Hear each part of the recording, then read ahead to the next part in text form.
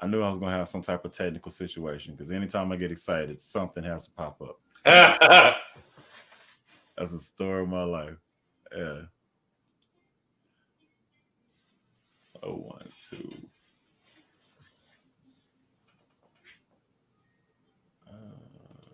Let's remove that, and I should be good.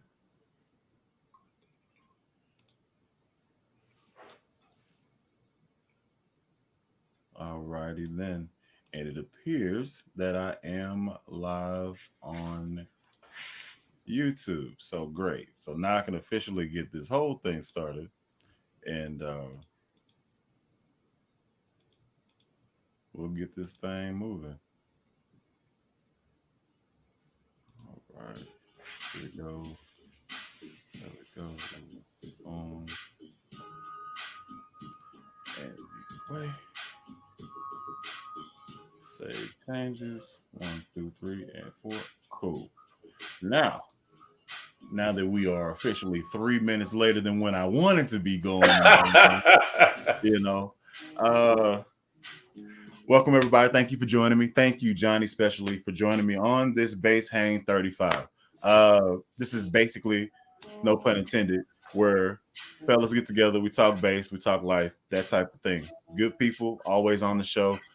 And as I'm talking about a good person, let me introduce to some and reintroduce to most Johnny Lee Long, Mr. Shattercaca himself. Shattercaca myself.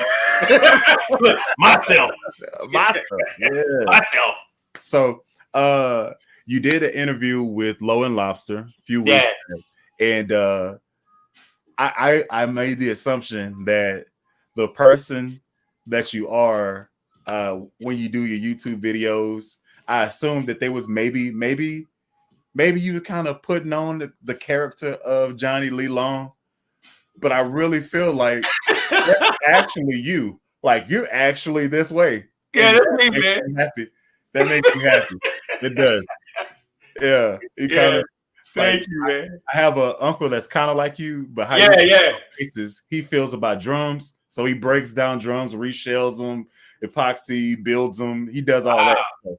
That's what he does on the carpentry side. But like how you just geek out about guitars and bringing an inanimate object to life. Oh man, dude, laugh. Oh man, I didn't bring Hootie, man. He gonna be mad at me in the morning, son. He's gonna be mad in the morning. I ain't get it fitted, and he still got his 2020 on. Oh, this dude's gonna be mad at me in the morning, boy. I can't even go to the shop to get him. Dog, go on, Hootie. Man, yeah, it was a question that was asked, and I think I asked this to you when we were talking one-on-one. Mm-hmm. Where did the owl come from? Dude, like, he came Walmart. I think it was Walmart or it's one of these stores right here, man. We needed I needed the queen and I needed somebody in the yard, man, to get rid of we got gangster squirrels, man. They eat you laugh, man. Seriously.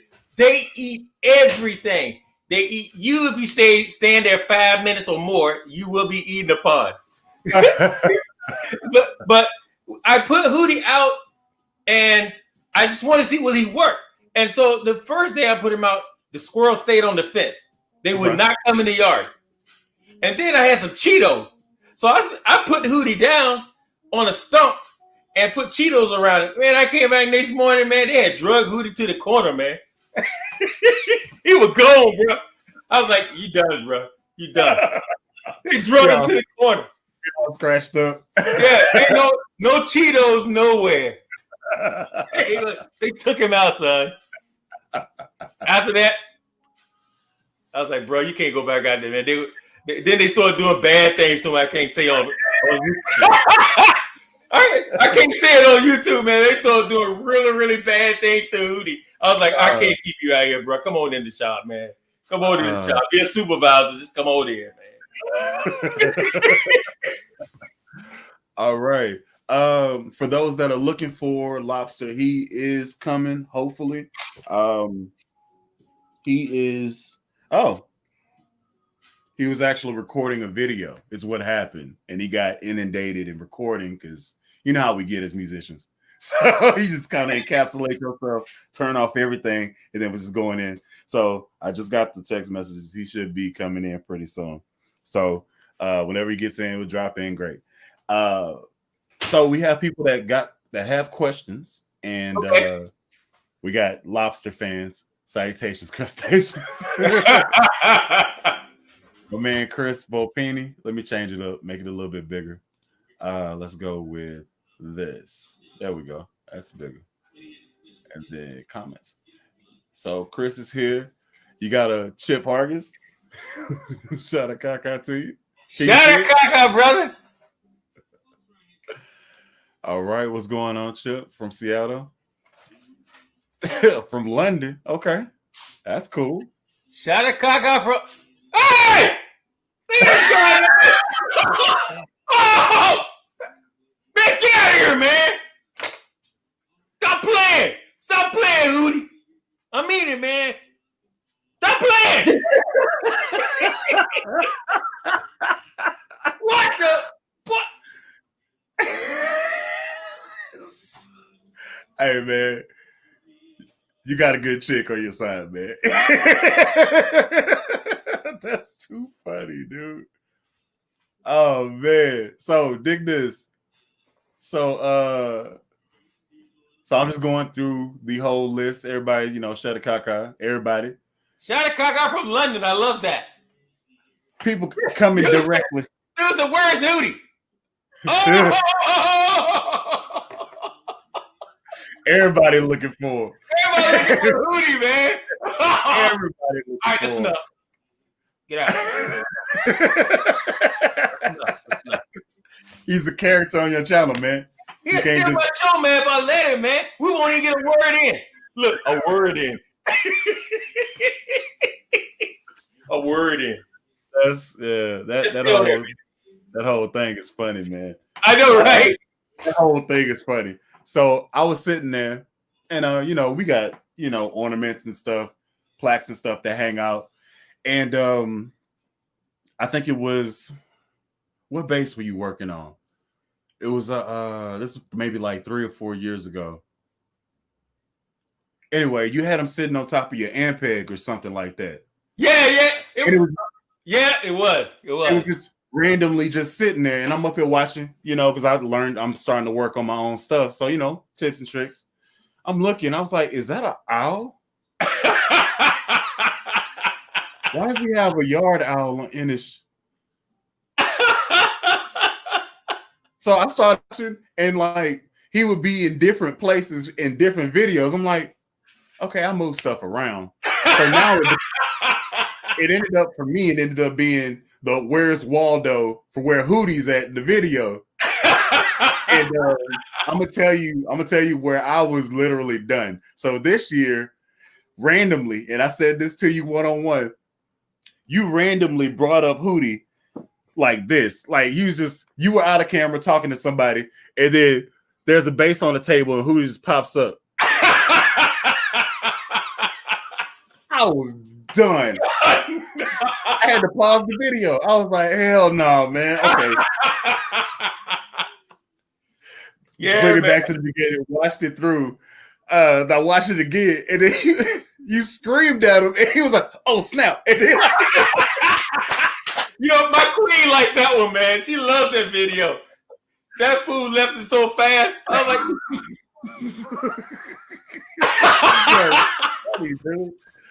all right. Hey, finally got Lobster. What's going on, man? Lobs!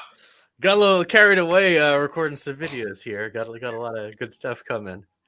Cool.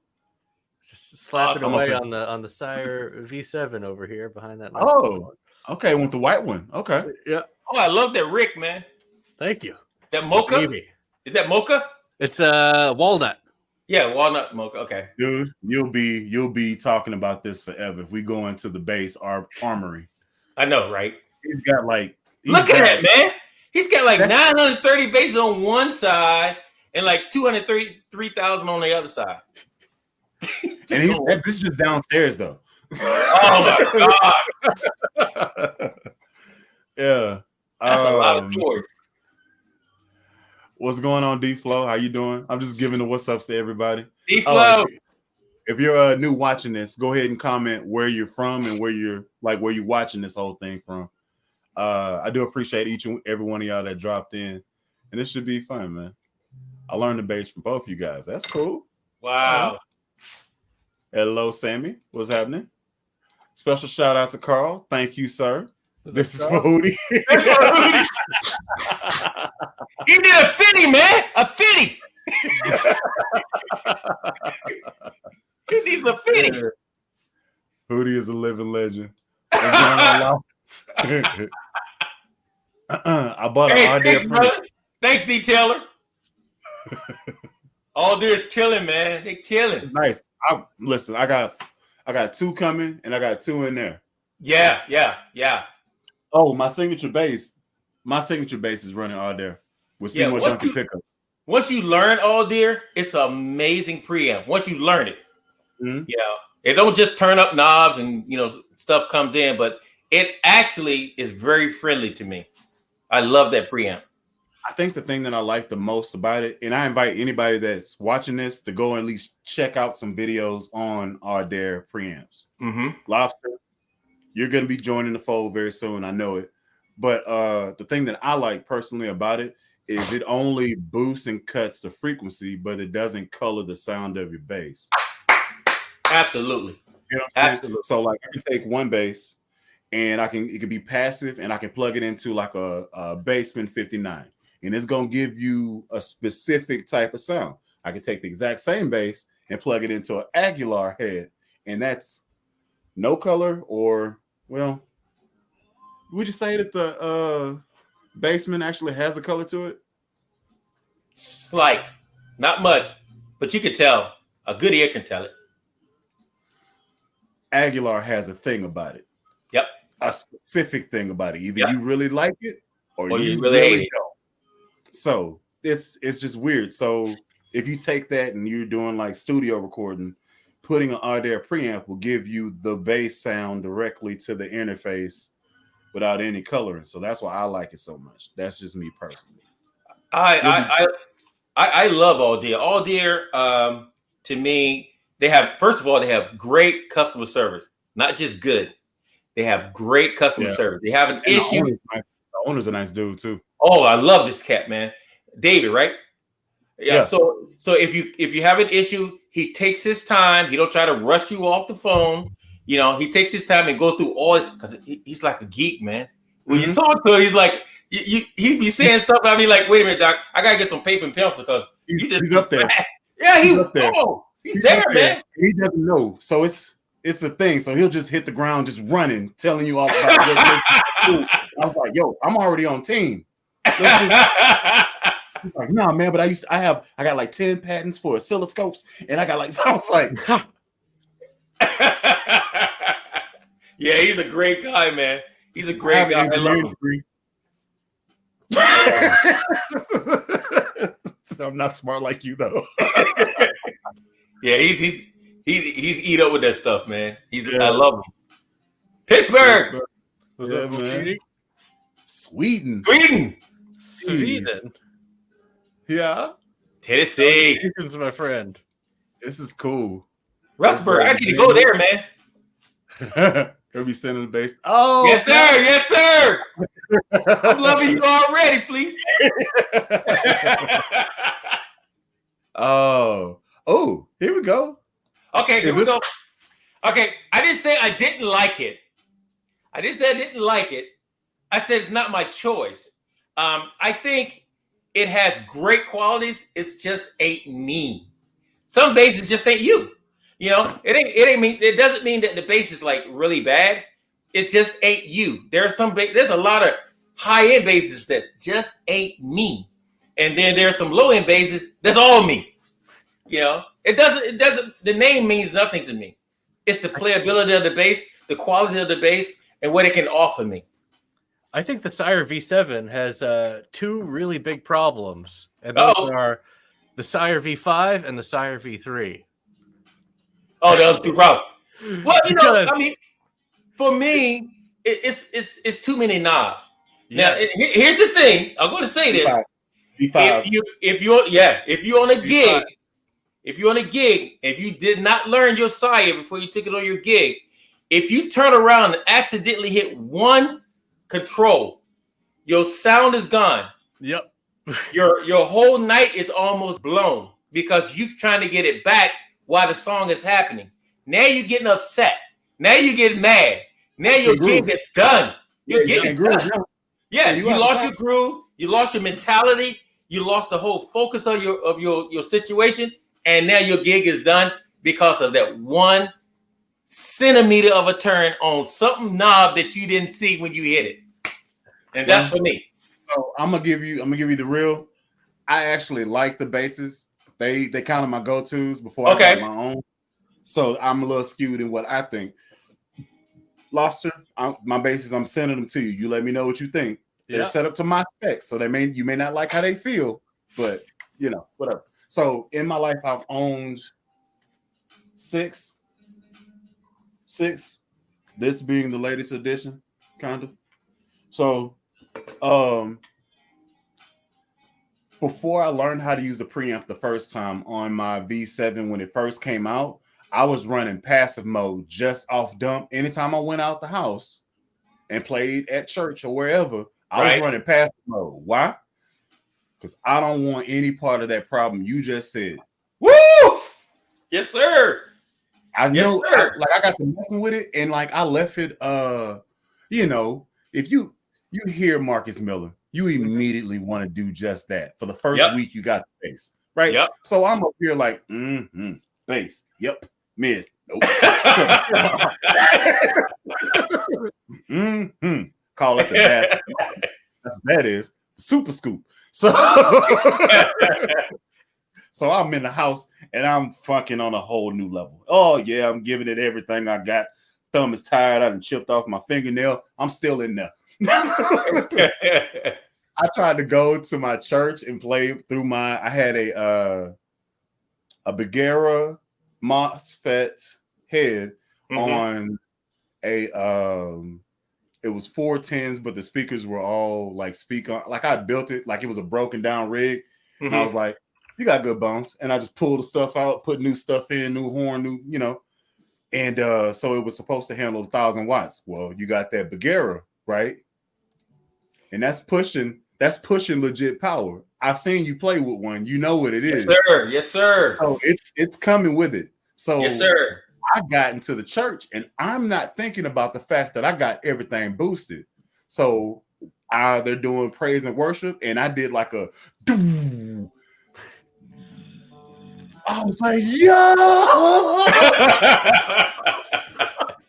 Everybody turned around. I was like, what the heck was that? And I'm in the back.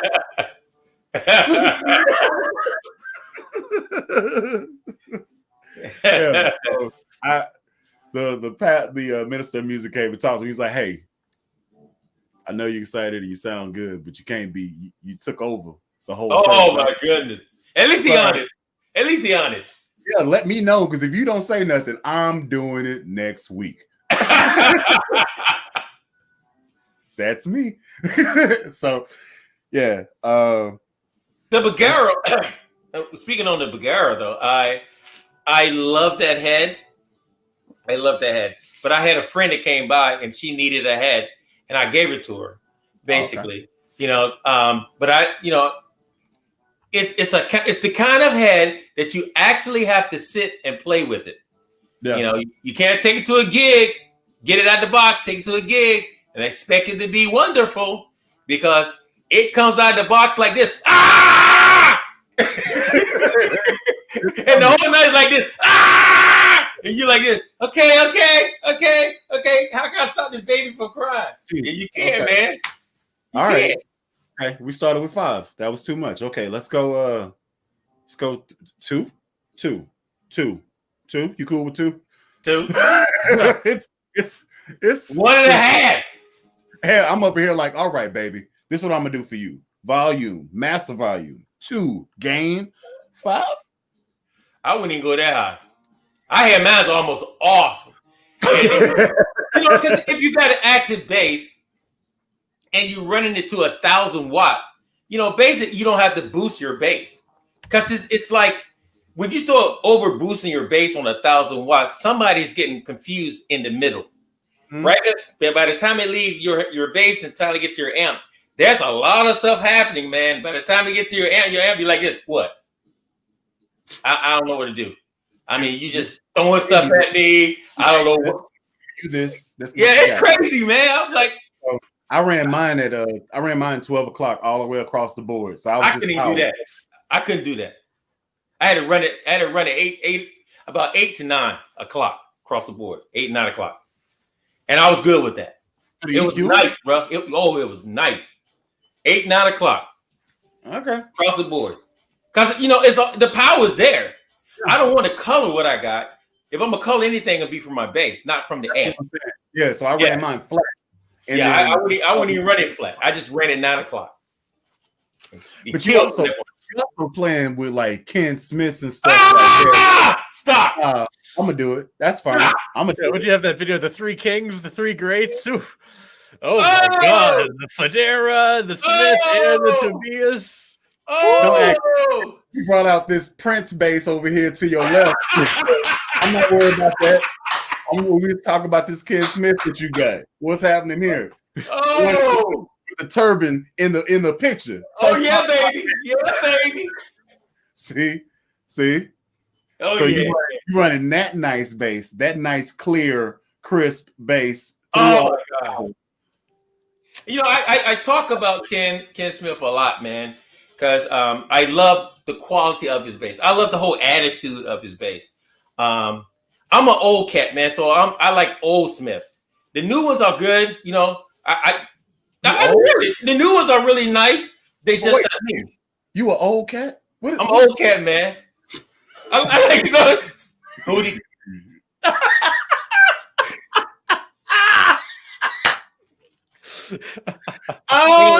Anyway, Doc, I'm an old cat, man. I like old stuff, man.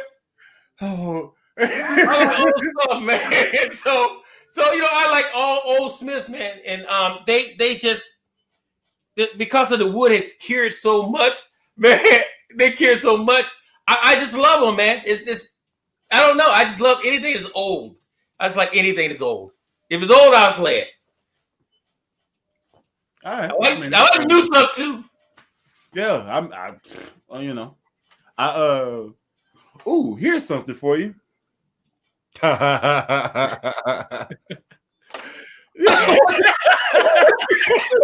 Dude, that is so hilarious, dude. That's so funny.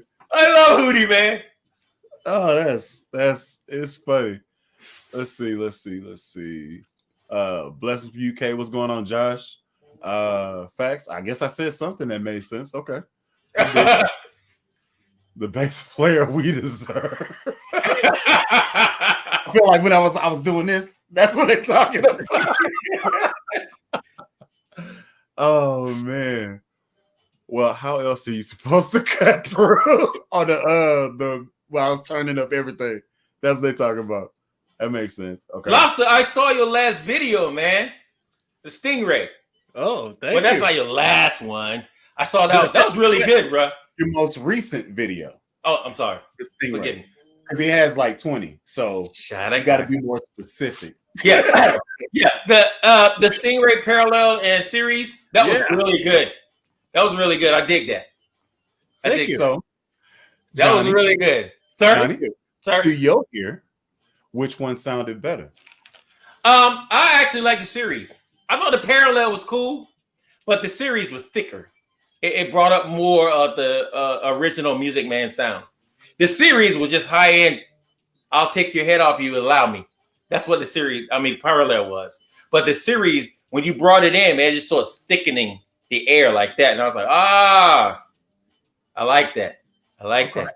I think the original Music Man probably leveraged the preamp a bit more So it had the parallel pickup, and then was getting that muscle from your 2-band bass and treble control back in the day. And now the 2-band and the subs, the same as in the Ray 24, it's not the same. I mean, it's like a cheap little PCB. These are cheap little preamps. It's just like, so they have a hotter pickup with it to make up for it, but it works. I mean, like still has that Stingray character, and those things you can get it for $380 on sale. I know, I love it, man. That's not bad.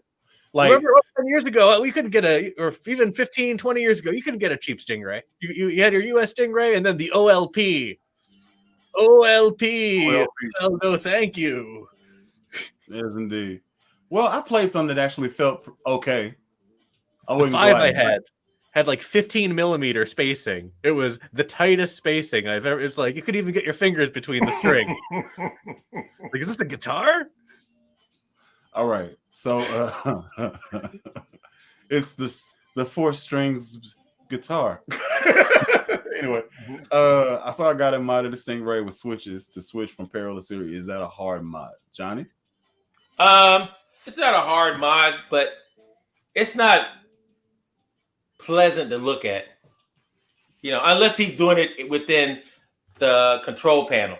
Because when you started throwing switches on a Stingray, first thing people say is, dude, you're taking the look away. And it's cool, but that's why they came out with the 3-way switch and the 5-way switch. Look at this guy. Yeah, I mean, if you place it in the right place, it's cool. Some people get a little carried away, man. Put it all on top of the bass, all back of the bass, all underneath. If you mod and you know how to mod right, I say, shada kaka, go for it. You know what? The most thoughtless feature I've ever seen on a bass. I've only seen it on one bass. The Lace Helix has the jack on the control plate in the back. On the plate. So when you're removing the plate, the jack's attached to that, so you gotta it's gonna be dangling. You can't just take the plate off. Where's your body go? It's on the back side of the bass? Yeah. It's on the battery cover? Yeah. Or like this. This you got it?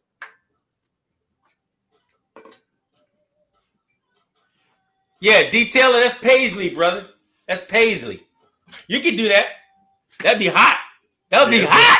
That probably would be fire. I ain't gonna lie to you. That'd be hot. That would be so hot. I'm telling you, man. I wanted you to see that, and I was like, ooh, a P bass with that on the pig guard? That'd be kind of hot. Paisley? This is Paisley. Oh, that'd be so hot. Oh, dude, Dave Taylor, he's the guy to do it, man. He makes some awesome stuff. He made my Strat bass. He did the body for that, and that thing is... Mwah. Well, you need to make me some, Taylor. Come my way, bro. We can talk. What I'm talking about. Woo! What? That's the jack. Oh, I've seen that before. Oh, the cavity. And then, what bass is that? This is a Lace Helix from the people Lace, the Lace sensor pickups. Oh yeah, I had Lace sensor. Yeah. Oops, I'm not a fan of those. I hate to say that on live, but I'm not. I mean, I'm a fan of their pickups. I'm not saying the bass. I never played one, but their pickups, man. It's like I don't know. It's not here. It's not here. It's not here. That's the bar people. The people that make the bar pickups. That's what you're talking about. No, Lace sensors come on the Kubicki fenders. They come with the Kubicki fenders. The Kubicki. The 90s. Mm. The ones with the really small body and a short headstock, and they got the Kubicki preamp in them. Go for like $5,000 now. Oh, they're crazy right now. It's crazy right now. That's all news to me, baby. They're crazy right now. Crazy. Oh, man. You have fans? Love your BC Rich Wave bass? I love that bass. Woo! I had 2 of them, man. I sold one to a guy in England, and he's loving it. Cool. Trying to copy bass videos. That's funny as well. Yeah, man. Nice, man. Thank you. Yes, Thank you so much. I'm just trying to catch up the comments. People are dropping in. I got way more basses than I do. No. He does. No. There we go. The weirdest. I got the answer, and it's not wood. Luthite. Remember the Ibanez Ergodynes from the early mid 2000s that they made? I like those. They're smelly though. They smelled like wet paint in a gas station. So I thought they was kind of weird looking, but it was kind of cool. What's the bass the old guy makes in Carolina? I can't even think of it. It's weird looking, man. It's like it's an older gentleman makes them, and all he does is cut the body out. What is the name of that bass? And you have to. I can't even think of that, but that's the weirdest looking bass for me. Wish basses are weird. Wish, that's it. Yeah. Wish. I got a Wish bass on my channel. It is strange. It's strange, and it's fretless, and it was long, and the headstock was like. But the neck is that big, man. All their necks are like you got to play them like this. Boom, boom. I was like, dude, it's strange.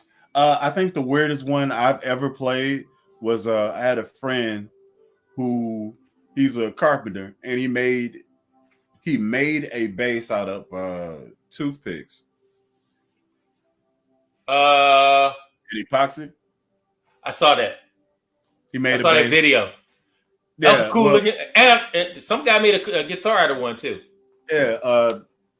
I was like, how much time do you have? A lot. To literally align toothpicks in a mold. Like I was just looking. You ain't got no girlfriend. What is going on with you, man? It looked cool, but I was like. You have to ask, what do they have more of, time or toothpicks? Both. Interesting dynamic. Yeah. Both. And no girlfriend. Right. Oh, where'd Billy go? I don't know. I think Hootie scared him off. Stop! Hootie, what'd you do? Stop, man! Where'd he go? Did he go? He went to the restroom? Billy, Billy, come back. Oh, sorry. Sorry. Baby you took a bathroom break, Doc. No, man, baby showed up at the door. He was like, Daddy. So what? What you doing? I love you. Oh, man, I love you too. Look, go on here. That's yeah, man. Sorry, I just left y'all like that. I had to. That's all good. He's gonna cause a situation. He's like me. Answer. No. Answer. I got a question for you, Bully. Okay. What made you come up with your name? Oh, all right. So I have a friend who was my best man in my wedding. I have to describe him so you can understand the dynamic. Okay. He's about 5'3", maybe 93 pounds, soaking wet. Okay. He was in my engineering classes with me, and so we would study all the time. Well, we both have a love for basketball. We happen to be playing basketball this particular day. I didn't know him at all, but I've seen him in my classes, just never talked to him. So we playing, and I play like a guard, even though I'm shaped like a center power forward. So I'm dribbling, I cross over, I do the layup. He tried to like get in the way to like think I'm gonna like change my direction to get around him. No, you ran over, so you deserve every bit of this inertia you get. So he hit me, I hit my layup, and he was like, foul. I was like, boy, shut up. And he was like, no, this is not the playground. You're not about to do this to me, you big A bully. Now on. So he said that, and then I was like, all right. And then I went on with the game. All right, cool. Next game comes around, everybody leaves, next people come in, they picking teams. I got him, I got him, I got him, I got Bully, I got him, I got him. Who the hell is Bully? That's you. And it just stuck. And then the kid is just a play on Billy the Kid. Right. I love it. That's the whole thing. And I did it as the kid. Yeah, I saw that. Like, let's just condense it, make it a name. Bully the kid. So that's how it actually came about. Yes, indeed. I like it. It's a interesting story, I guess. And oh man. So let's go back over here. You're saying Hootie scared you off. Oh, well, you know. Sounds scary, Hootie. There we go. Here we go here. My first bass amp? Oh, dude. My first bass amp was a custom rolling pleated, a blue sparkle one. That thing weighed 250,000 pounds. And I lived upstairs in an apartment with steps. And I had to take it up and down the steps by myself. The head weighed this much. Well, it was that big. And then, you know how the cab is real big. But the bad part about it is I got rid of that. And then I got an acoustic cab, which is even worse than what I had at first. Because the weight was even more. And I still lived upstairs in an apartment. So that was my first amp, man, a custom. Rolling pleated. Okay. My first amp was a custom too. You too? Yeah. Woo. It was a 65 watt combo. I still have it. It was in actually. Yes, it's in my garage right now. It's covered in stickers from college. One of them is a condom sticker that just says "Just wear it," and I don't know why I have that on my amp. And it's like I don't want to bring this anywhere or show anyone it because that sounds like something you should have to yourself. Yeah. Hey, internet. You lost my first amp, and it'll live on forever. All right. My first amp was a PV TKO 115. There you go.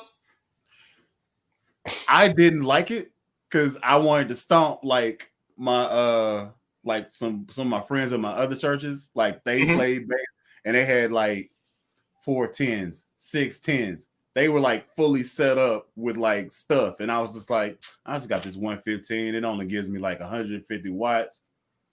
Had no idea that it was a great travel situation. Absolutely. I didn't appreciate it and got rid of it. And I was like, I ended up getting this, which is exactly the same type of feel with more technology. Yep. So I was like, yeah, you live and you learn. Yep. Yeah. So I had a lot of amps. I mean, I went from like custom to acoustic to Stridell.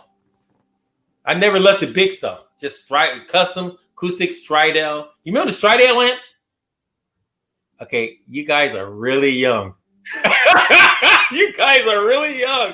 Okay, I'm gonna leave it right there. Okay. Tell me about it. You didn't already kick the corners. So the Stridell amp was like the acoustic amp, but in a combo, but it stood like 5.5 foot tall. So it's what car were you driving when you had this stuff? I had a 65 Buick Skylark. And then I went and got a 77 AMX. So these are compact. The AMX is a really small car. Yeah, I'm sitting here. I'm like, Skylark, does it have a big booty? I know you can't put the back seat down. Yeah. Skylark got a big booty. 65 got a big booty. Oh, 65. Okay. I was like, where are you putting this? Where are you carrying this? You got a Volkswagen bus? What are you doing? No, man. I was trying to draw these conclusions. I didn't understand what was going on, man. Yeah, you ever get a chance though to go on YouTube, check out a Stridell. It's a really good sounding amp. It's almost like the acoustic, but it's heavy snot, man. It'll break you down. It's a studio amp, is what you're saying. It's a dinosaur. Like a club amp. It's a way club amp, man, and a whole church amp that you don't ever move. Just go ahead and sit it in bricks. Yeah, man. It's a part of the stage. Set it in the middle of the field and build a church around it.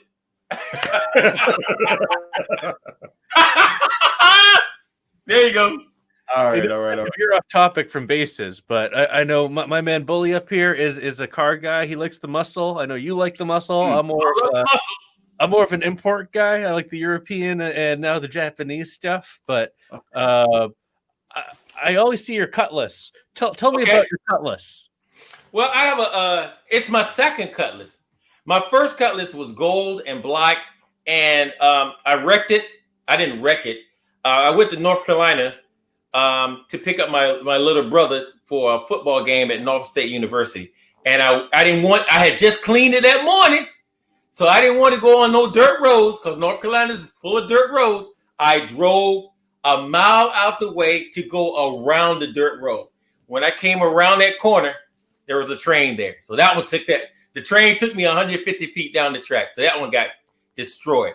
This one took me about 20 something years to get. So the Cutlass I have now is a convertible.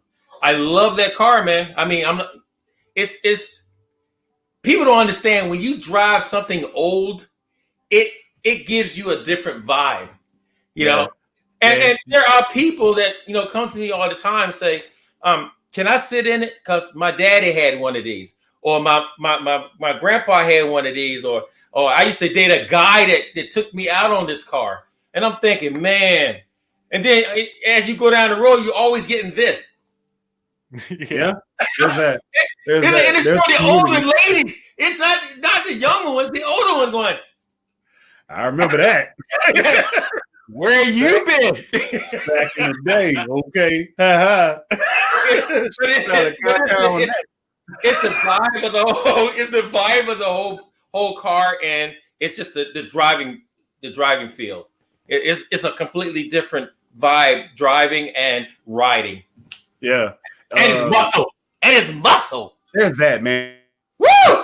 That's what it's about. And then it's like I've never like skydived, but it's kind of like it's like you being on a boat.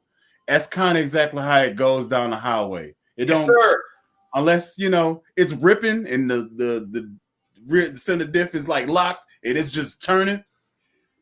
Yes, sir. Other than that, like, I'm eventually have a Cadillac Coupe de Ville. That's gonna happen. I don't know when. I already had one, a blue one. Mine's gonna be white. I had a blue one. I had a chance to get white. I'm gonna go nowhere quickly. I'm going nowhere quickly at all. Nope. Those days are over. Those days are over. Going somewhere quickly. I cruise right now. I cruise so hard that the police pull me over and go like, man, that's a nice car. Thank you, sir. It sounds great. Thank you, sir. Can I go now? It's pretty much. It's like, you know how fast you were going down the highway? Oh, I was beneath 45. You gonna give me a ticket for just cruising? Hey man, you looking too clean. Go ahead and take this ticket. I need to see you in court too much.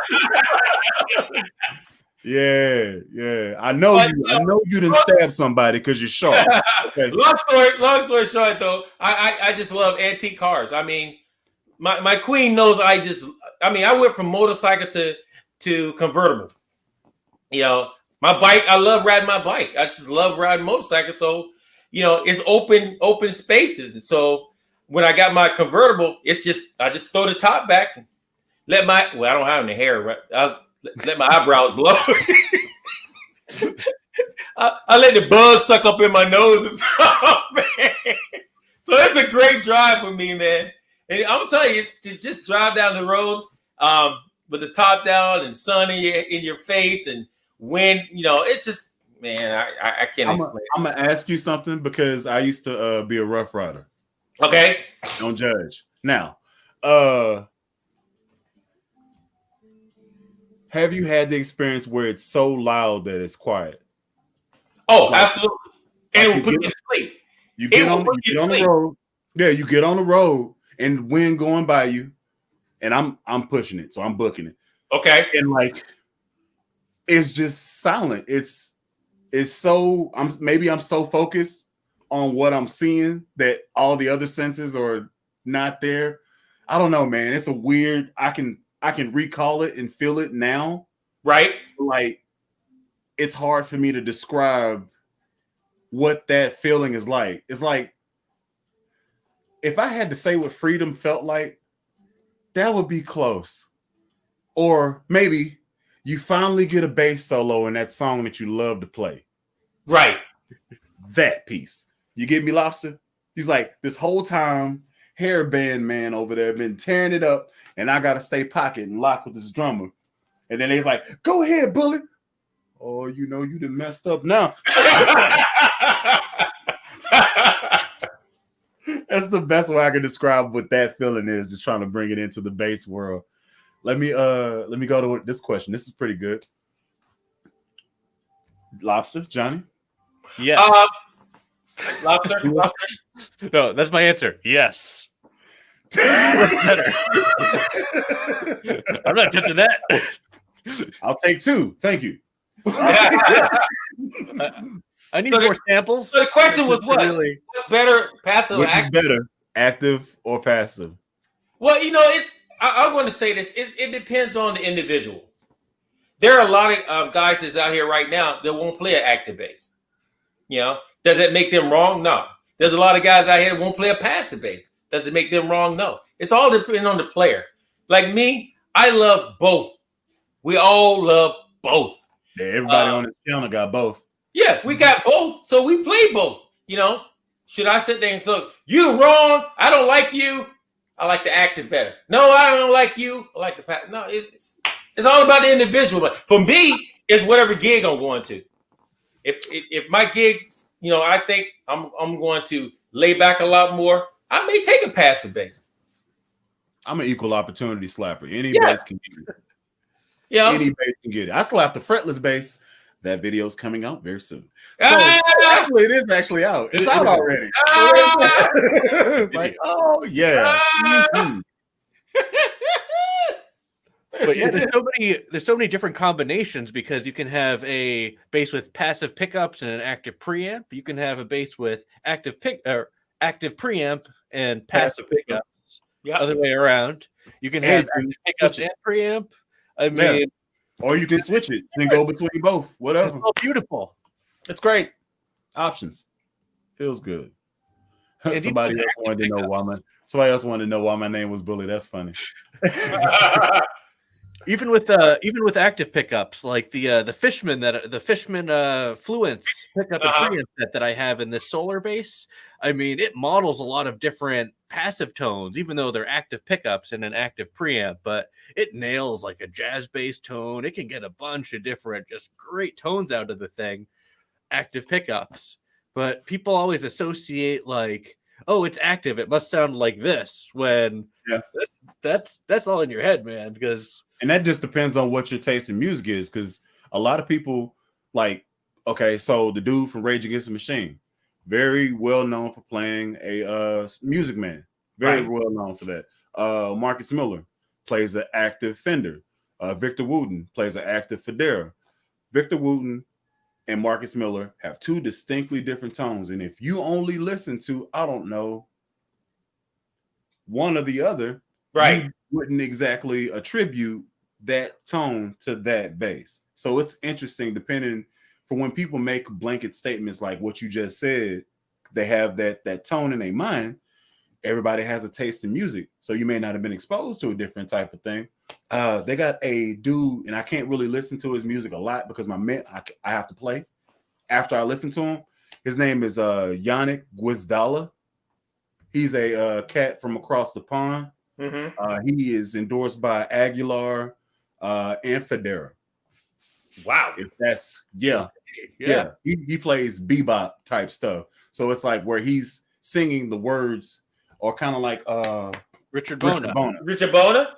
He kind of does that type of thing, but he does it in like a jazz pop type feel, and he's singing while he's playing all the stuff, and he's doing theory type iterations. So like he'll purposely create tension while he's doing chords to make it release to the resolute note. Whoa. So he'll be pedaling like a 7, knowing full well everybody's expecting a 1, and then he'll finally release the note to, like, that's the type of stuff he does. And I'm like, it's making me anxious. I don't like none of this. Okay, run that scale. I dig it. Okay. Yeah, so there's that. Here we go. I'm interested in this. Let's start with Johnny. Oh! I know Lobster's answer. Okay, here's my take. I'm gonna take it from the church perspective. All right. Oh man, that's not. I gotta do it, man. I gotta do it. All right, so listen. Do it. It's your mouth. I gotta do it. I gotta do it. So listen. So most of the beginners that hit me up want to know, should I go get me a 5-string because I'm playing in this church, or I want to start playing in this church? And I'm thinking, okay, my question to you is, how are you on a 4-string? And they're like, well, I'm still learning. Then why you want to get a 5? Because it doesn't make any sense, because you're making things more difficult for yourself. If you're not learning on a 4 and you get a 5, you're just making things a lot more difficult, because I don't want to say mastered. You haven't even got the 4 down pack yet. Now you want to jump to a 5 because Billy Bob down the street told you, hey, man, you can't go in that church without a 5, man. And I'm thinking, why do we keep saying that, man? Why do we keep saying? There's so many bass players out here that's doing church stuff with 4 strings and killing. Mm-hmm. I mean, ripping it. I mean, Maurice Fitzgerald is killing on a 4-string. I mean, he plays 5 too, but that boy's killing on a 4. I mean, Reggie Parker's killing on a 4. You know, I'm not saying that you shouldn't get a 5. I'm saying think about Victor Wooten, Marcus Miller. Look, me, you lost. Look, all of us. It's like, you know, my thing is don't go by what somebody say. Find out where you are on your level, and once you get on your level, if you can handle your level, then move to the next level. Go to the 5.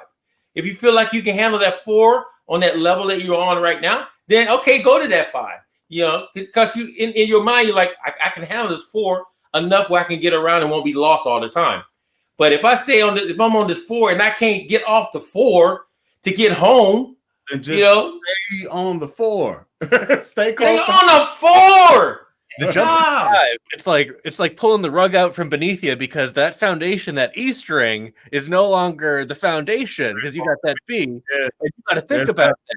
Whereas like a 6 string, you don't really have to think about that C string, and you're already used to the extra string, and it's only moving on the other side of the fretboard. You know, throw on as many strings as you want down there. I don't give a shit, but like play all the notes, play every last note you got. So I'm gonna give you a little something about me as a young bass player messing around in Church of God in Christ. Okay, so we got that type of group. You get what I'm saying? I got you. Cool. So we had a guitar player who was notorious. He showed up with like a double twin reverb amp and just drowned everybody out doing gospel licks. I was like, okay, I got something for you. I jumped from a 4. Where's she at? This girl. Yeah, there you go. I jumped from my Ibanez Road show straight to an Ibanez 6-string. I got something for you right here. Lost in the sauce for at least 7 months. Couldn't do nothing. I was just sitting there just taking the L. I'm afraid to go to these other strings. Hell, I don't even really know what these strings are called. Really. So I can't tell you. I taught myself. There was no YouTube. There was no homies to help me. Let me tell you the worst concert I ever been to. And I'm not saying that the bass player was the worst. I'm saying the concert could have been better. First of all, I went to this. Focused on the bass player. I did. Because I was sitting in front of him. I didn't mean to. I didn't want to. But didn't mean to.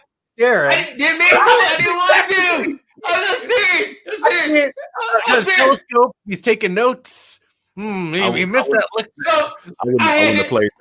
So I had to stare like this. I had to stare. So he had wait. He had a 6-string bass, right? But the whole night he played 2 strings. The whole gig. He played on 2 to 3 strings. And I'm thinking, you've got a 6. Why? And that's what I kept saying to myself. It's like, why? And I kept going like, okay, bro, I don't want to look at you. I'm going to turn this way.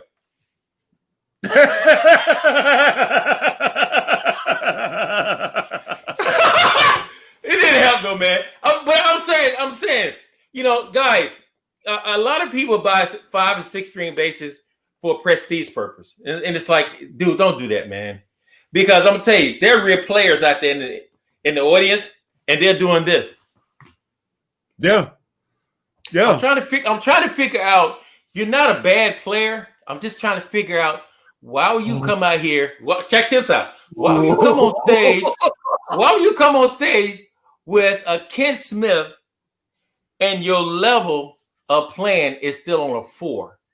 Now, because any kind of boutique bass, it's gonna make your mistakes this big. Yeah. You're like, I just made a bad mistake, but that boutique bass brought it up to this big, and now the guys in the audience going, love this guy, man, but I gotta go, man. I seriously gotta go because this is not good for me right now. And this is I'm like, oh man, I love this guy, but you hate to see it. You hate to see it. But me, I learned from that. See, I learned from a bad bass player. I learned from him quick. What not to do. I got a possible explanation though. So okay, go ahead. If you're a 4-string player, okay, and you have a 6, you have the B as the bouncy thumb rest. Okay. And then the high C, if you need to slice cheese on the go and you got a big old block, get a few slices out right on stage, pop it on some bread, make yourself a little grilled cheese right there. You can. If I ever seen anybody messing up a bass guitar slicing cheese with the C string, I'm immediately taking the bass. You don't deserve this. Get off the stage. I'm gonna just walk away, man. I'll just leave. I'll give that money to them. If I was in a concert, I'd be like, "You got my money, honestly, bro. I'll see you outside." It's like, it almost hurts a little bit more than me coming up there like, "Get the hell off the stage." Oh no! Yeah, for you, I can't do that. I feel like yours hurts because yours is mature. Mine is still. We can talk right now. Yeah.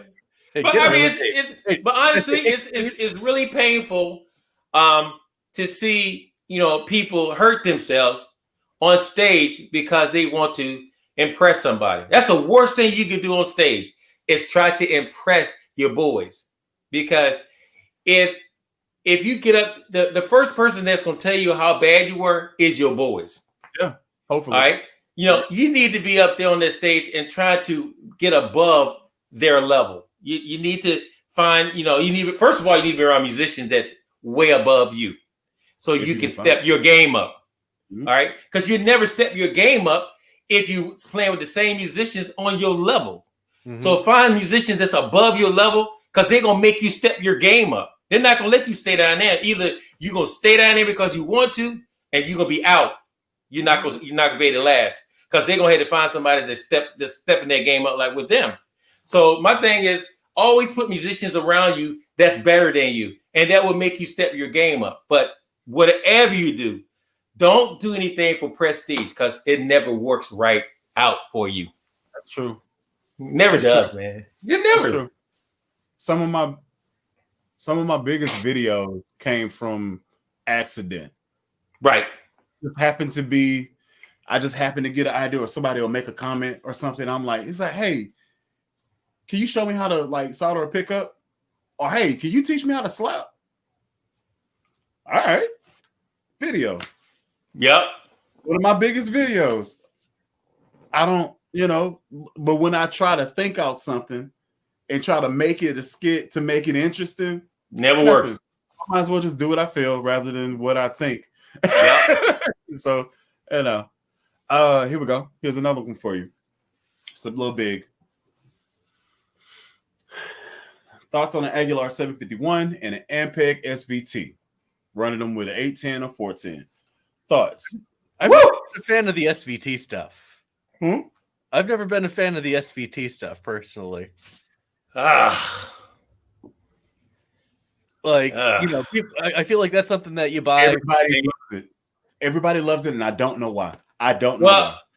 Well, you gotta, because I'm younger than you guys. My dad used the Ampeg SVT. He used 2 of them at one time. So he's really old school. So I went to this club that he was playing at one time. Before I could even get to the door, I couldn't hear nobody but my dad. He had one SVT in the corner and another SVT in the other corner, and he was standing in the middle of the band. All you heard, I mean, the doors was doing this. Yeah. And to this day, he can't hear Jack. You know what I'm saying? You know what I'm saying? So it's like, hey, I love you, man, but you can't hear nothing, bro. It costs to be the boss. Come on, man. And who's gonna help you take them home? They're so heavy. I love SVTs if they're sitting in somebody else's house. They would break your floor down and you let them, man. It's just real. They just so big, but they sound amazing. You know, for those who like old school. If you don't want all that high-end stuff hitting you in your head and you want a natural pluck, SVT will give it to you. It will give it to you. Every day, all day long. And a lot of booty. I had an SVT 410 it was a good cab, but I got a matching head, one of the Ampeg SVT, because I think about 15 years ago they had the SVT was it wasn't the higher end Ampeg at that time. It was like, okay. But it was a 410 cab with an extended bass range, speakers, some like shit at the bottom. And the cab was good, but it was 125 pounds. And that was a pain. And then the head, I did not like. I actually returned the head because it wasn't doing it for me. And I ended up just going with a little rack setup with a power amp, a separate preamp, and a bunch of other BS. But I ended up settling with an AccuGroove Tri-112L. 35-pound cab, does everything I need. If I'm playing in a club most of the time, it'll do the job just fine. But I can also, half the time people will just say, "Hey, you want a DIN?" And I'm like, "Sure, why not?" But half of that time, they're like, "Yeah, we didn't even use the DI because you're loud." I'm like, yeah. I have a friend that uses AccuGroove, man. Keith Horn, a close friend of mine. He used a lot of AccuGroove. Man, his sound is amazing. Yep. Of course, he's a great player too. But man, his sound is just woo. I wonder how much of it is actually the instrument rather than the person. I think it's a little both. I think it's more person than instrument. I know it's a lot of both, but like I think more person than instrument. Hands, baby. Yeah. So like Marcus Miller on a P bass, what would that be like? He'll sound like Marcus Miller. The only thing that you won't like about it is that he's got a P in his hand and you can see it and you can hear it. He'll still be Marcus Miller though, but he'll have a P in his hand and you will be P because he's got a P in his hand and you can see it and it's just gonna be nasty. It's just, it's not a jazz. So people are like, nah, man, this. Still Marcus, man. It's still Marcus. Yeah, I just wonder. I've never heard it, so I don't know if he's ever done it, and if he's been on a track or playing under an artist and they ask for a P bass. I've never heard that. Never seen him play one either. Yeah, he has the ability. Like he's been on a lot of tracks that I didn't know until like recently, right? And he was like, "Yeah, man, they got some people that want me to be out in the forefront. They got some people that want me to lay the foundation. So I go to where the money's at." I was like, that's gangster. I can dig that. Oh, absolutely. I love P basses. I love them. Oh, now, Johnny. Yes, sir. I might have to shout you out on this monstrosity I'm creating now. Oh. I'll talk to you one-on-one. Lobster knows what's coming. Okay. Lobster knows what's coming. Okay. One-on-one, baby. It's coming. It's halfway in the works. It's being worked out now. It's being whittled down. It sounds like a beast. We're going to see what happens. Hey, Bully, building on what you were saying, though, about Marcus Miller playing the different basses and it'll sound like Marcus, you can also talk about different bassists playing basically the same kind of bass, and they sound completely different, and that transcends genre. Yeah. Eddie Lee of Rush plays Ricks, plays his jazz basses, plays all sorts of stuff. He sounds like Eddie Lee. And his jazz bass, 72 Jazz, right around where Marcus Miller's is, given that he has the preamp and whatever. But even then, it's still a jazz based sound. Like you slap a jazz, it kind of sounds like Marcus. Yeah, depends. If you gotta, do it the right way. I mean, you listen. I've never seen Marcus Miller's hands, but like he has something on his thumb that's different than other people, and I don't know what it is. He has something that he's doing, and I look at his fingers, and they look like spider fingers. I got big Clubber Lang situations here. I feel like he has like guitarist fingers, and he's just going to town doing all type of stuff.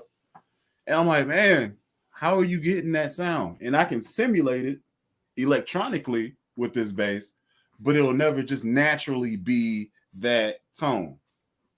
Now, while we're on the spectrum of tone, segue, rosewood or maple fretboard? Maple. I like them both. Dog, quit copping out. You being so political. I'm older than you guys. I gotta say that. I like maple if I'm on a gig and I'm basically front man, I'll take a maple because a rosewood will warm up too much for me.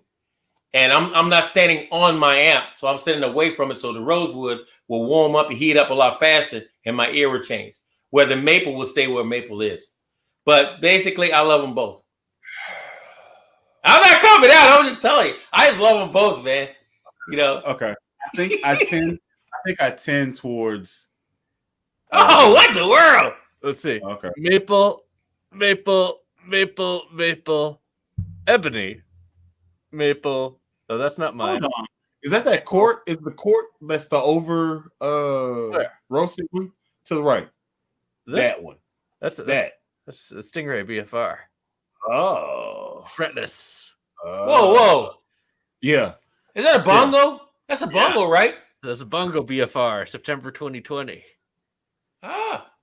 Yeah. Honduran mahogany. Call it the Honduran hot seat. Johnny. Yeah. You love slap, right? All right. Okay. I mean, I do a lot of slap, but on my gigs, I don't do that much slap. Okay. Show him my baby. Show him. Oh, here we go. Why are you here to ask me that question? Yeah, show me his baby. Show it. Lobster. Show the. You know which bass I'm talking about. Go get it. The Hard Like Kings? No, that's not what I'm talking about. Go get the ESP. Get it. Ah! Look at your wall, Lobster. Oh, now look, yeah. What are you doing, baby? This bass is perfect. This bass is perfect. Oh, the color is beautiful. Oh, the color is beautiful. Dude, you got to hear it. Is Seymour Duncan down? Oh yeah. Oh man, that thing there. I didn't want to send it back to him. that bass right there, man. I just love the color. Here we go.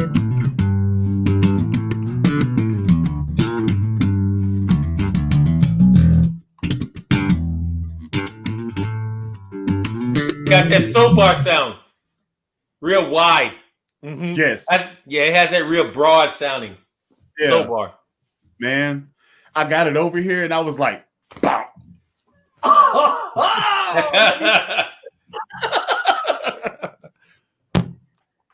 They're using the Stingray preamp in this too. The Music Man. What? They're using the Seymour Duncan Stingray preamp. It's the STC 3M3.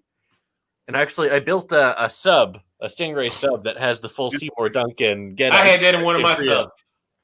That's a good preamp. Oh, that's a wonderful preamp. Y'all both said the same thing. That's hilarious.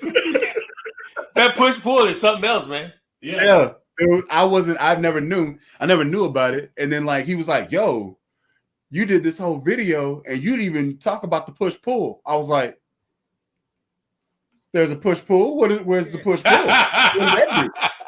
Yeah, man, that push pull is something else. Oh, that's a nice preamp. On the preamp motherboard thing, there's actually 2 little trim pots to set the EQ for the slap mode, so you can mess with that a little bit. I had no idea too, so I'm gonna actually mess with the sub that I have because I didn't really mess with it. So when you pull it, it's like not that much of a difference. I'm like, I didn't set the EQ at all. Like same. So wait, so your sub sounds like? Hold on, let me get my microphone together. So your sub sounds like that, and you haven't messed with the EQ inside the board? Me? I mean, that wasn't my sub. That was the lobster. That was the GB4. That one we messed with. That one has the board messed with because I bought that used. Someone must have done it, or from the factory they must have tweaked it. But out of the box, the actual preamp, I think the slap mode is basically the same as regular because you haven't messed with the little. So it comes off. Okay, so what I'm saying is, I heard the bass that you put it in aside from the ESP. Oh yeah, and it sounds great. And you're telling me that you hadn't messed with it yet? Nope. Oh, that's gonna be gross. Yeah, I'm gonna mess with it, and that's going in the 6-way. Actually, it's turning into like an 8-way modding extravaganza. So we got 8-way. We got he has 8 of the same basses. I'm saying it. He has 8 of the same basses, and he's throwing all different preamps and pickups in them to head them against each other. 7 subs and 1 Ray 24 CA. We got all 3 bands, EMG and pickups too. EMG, Aguilar, Bartolini, Nordstrand, Seymour Duncan, Tone Monster, and then a Delano Dark Glass Hybrid. That one there. And then my Ray 24 has the John East 3-band preamp in there with the stock pickup. This dude here crazy, man. They're all done. They're all ready to go. I'm just waiting on an order of strings because 3 of them have like the stock strings on them. That's coming next week. Dude, that versus battle is going to be stupid. I'm doing a lot of videos. So each bass that is going to get their own video. 10 videos. Each bass is going to get their own video, and then there's going to be one of like the most popular preamp settings, just like side to side of all of them, just so you hear what you're getting. But they're all different. Like the Nordstrand and the Aguilar, I'd say, like if you want like a real like classic Stingray sound, like those are, and they give you a ton of options. But then you have the Tone Monster is solid too, especially $110 total for preamp and pickup. That's like as much as one of the cheapest pickups in the rest of the range there. Yeah. So I hate to interject real quick, but I need to ask this question. So I haven't made the video on this bass, but I added that Tone Monster preamp to it. How do I need to get a pickup? Because it's not giving me enough. It's not giving me enough. It's doing things, but it's not giving me enough. So I'm thinking maybe the pickup is weak and I'm not getting the output and tonal variation. I'm just telling you, it sounds good. It's just not giving me. Is there a trim pot on it? What pickup's in it? It's one that came with the bass. So it's wound by whatever this bass company is. So I'm thinking I'm going to go ahead and put in a pickup and then see what's going on with it. Yeah. If you can't, have you taken the pickup out yet? No. Okay. I just took the volume tone circuit out of it and then put in the tone. This was the Ivy bass, $150 shipped Amazon Prime. Oh yeah, you need to take those pickups out. Came in the backyard, man. Do one of these numbers. Let it rip, baby. All right. So, what pickups do you suggest? With Tone Monster, man, I really like Seymour Duncan's and I like EMG's. They do pickups now too. Tone Monster. Tone Monster also does pickups. They does. I said they does. They do.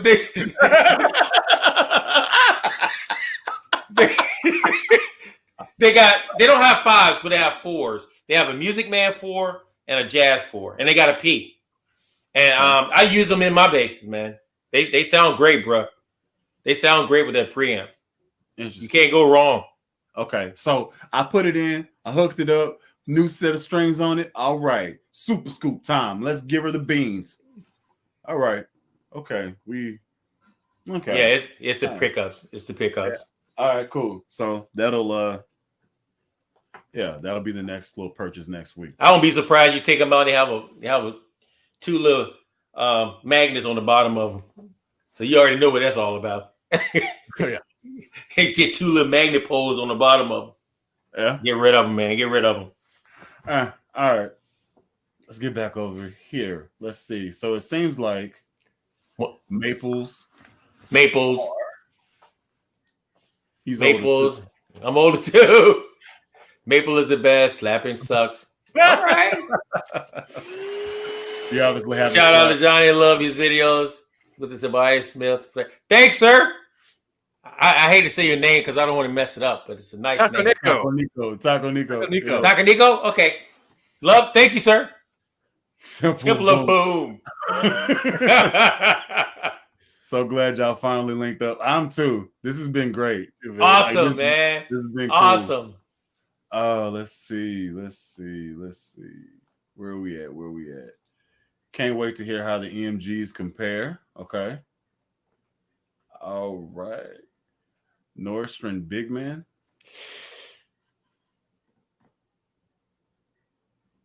Is that the one, the big blade? Yeah. I haven't messed with those yet. I was Johnny? What do you got to say? No, Johnny got an opinion. You don't want to say nothing, though. I'm not trying to turn this into a bass session. All I'm saying is... No. I love naughty stuff, man. Just between us. Okay, between us.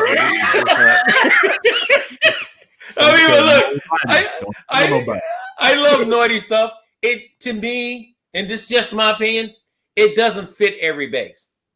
It doesn't do well on every bass. I took a naughty and put it in a JD bass that I have from England, and it didn't do well for me at all. And the preamp definitely didn't do well.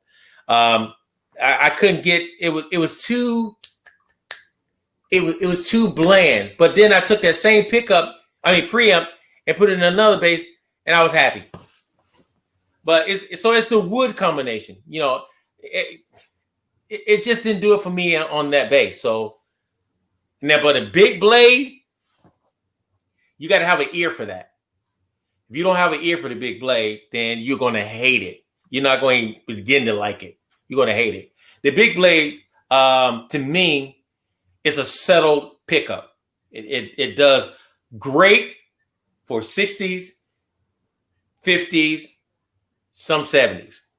Because it's settled. It's a very settled stereo pickup. Oh, okay. You know what I'm saying? So to me, so for those heavy poppers and thumpers, and you might not like it, but for Paul McCartney and Bruce, guys like that, that's a great pickup. It's very focused on what it's supposed to do. But as far as the thumping thing, you might not want to like it. I don't know. Okay. So, where's your glary basses? Okay, so 2 of them were bought off of me. They friends of the family needed basses. I was like, okay, here's something. It's like, how much you want for it? Just give me something. It was like, yeah. Right. So 2 of them were bought. One of them I gifted because my friend that I do music with wanted to have a studio bass. So I gave him his own personal bass, and I feel like that's a pretty good bass to start with. You can do what you need to do with that bass. P bass looks good. If you just got so good that you can bring it on stage, boom, P bass, cool. And then the one I did customization on is still back there. It's right here, actually. So what is your favorite bass? Mine. Mine. Have I heard that yet? Have I heard it yet? You can. You definitely can. Hold on.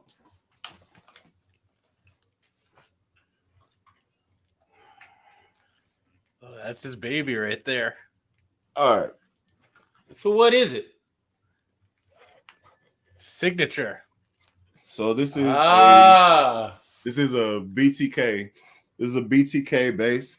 This is one of 4. Somebody on my channel has already bought them as soon as they came available. So there's 3 in production, and then I have the first one. So this is a Bully the Kid 5. It's put out by Archetype Guitars. Where are they from? Where are they located? Tulsa. Here. Ah, Smaller outfit. These are inlays. This isn't stickers. That's the body of it. Seymour Duncan. It's got that Victor Wooten vibe. Yeah, then I got this Audaire preamp. Ah. 18 volt. Right? Okay. Cavity with a little dent in so you can get to it. The tuning rod is at the heel of the neck, and hip shot bridge, hip shot tuners. And then the neck is full bolt. Ah, nice. Red, purple heartstring. Purple heart. Mm-hmm. Yeah. This is my baby. This is everything. Oh, the fretboard is ebony, and then the frets are stainless steel rather than red. So it's like has more of a Warwick sound rather than a Fender sound. So yeah. So it's Warwicks are very high-endish sounding. Very top. Very modern. Very top. Modern, yeah. Modern player. Yeah. So I think I should be good here. Check that out. I think I'm good. Can y'all hear anything? Mm-hmm. You hear it? Yeah.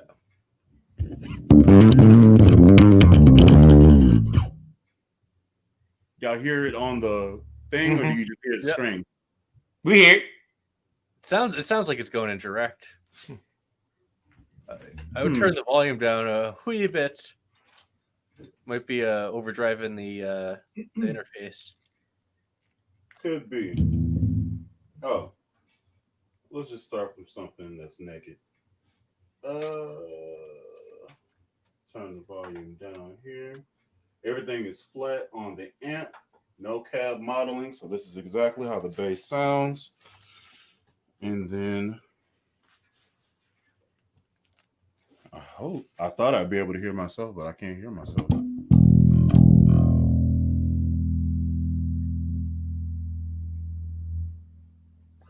Everything's flat.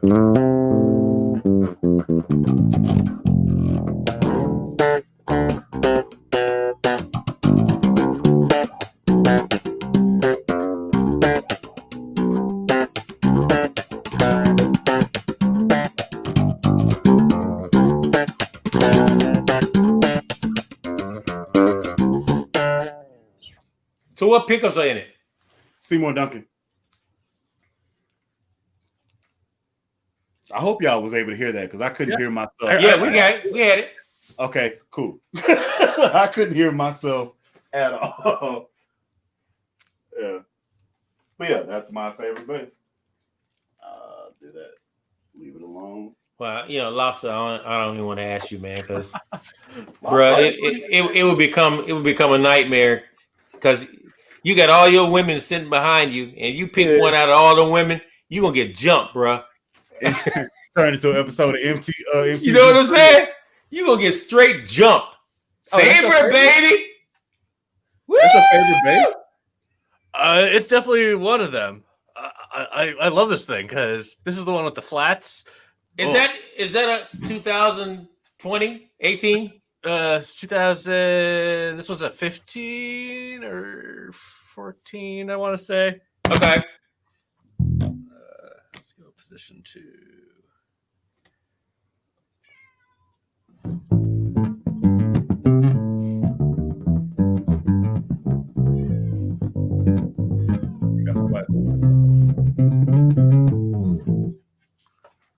Is it coming through okay? Yeah. And then you can go all the way back to the bridge pickup.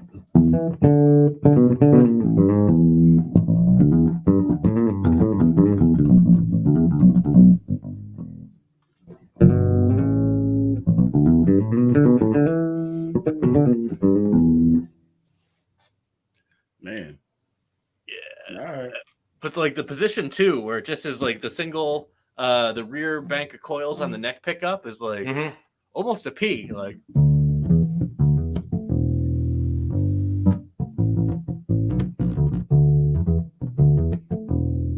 yeah, it does have that vibe.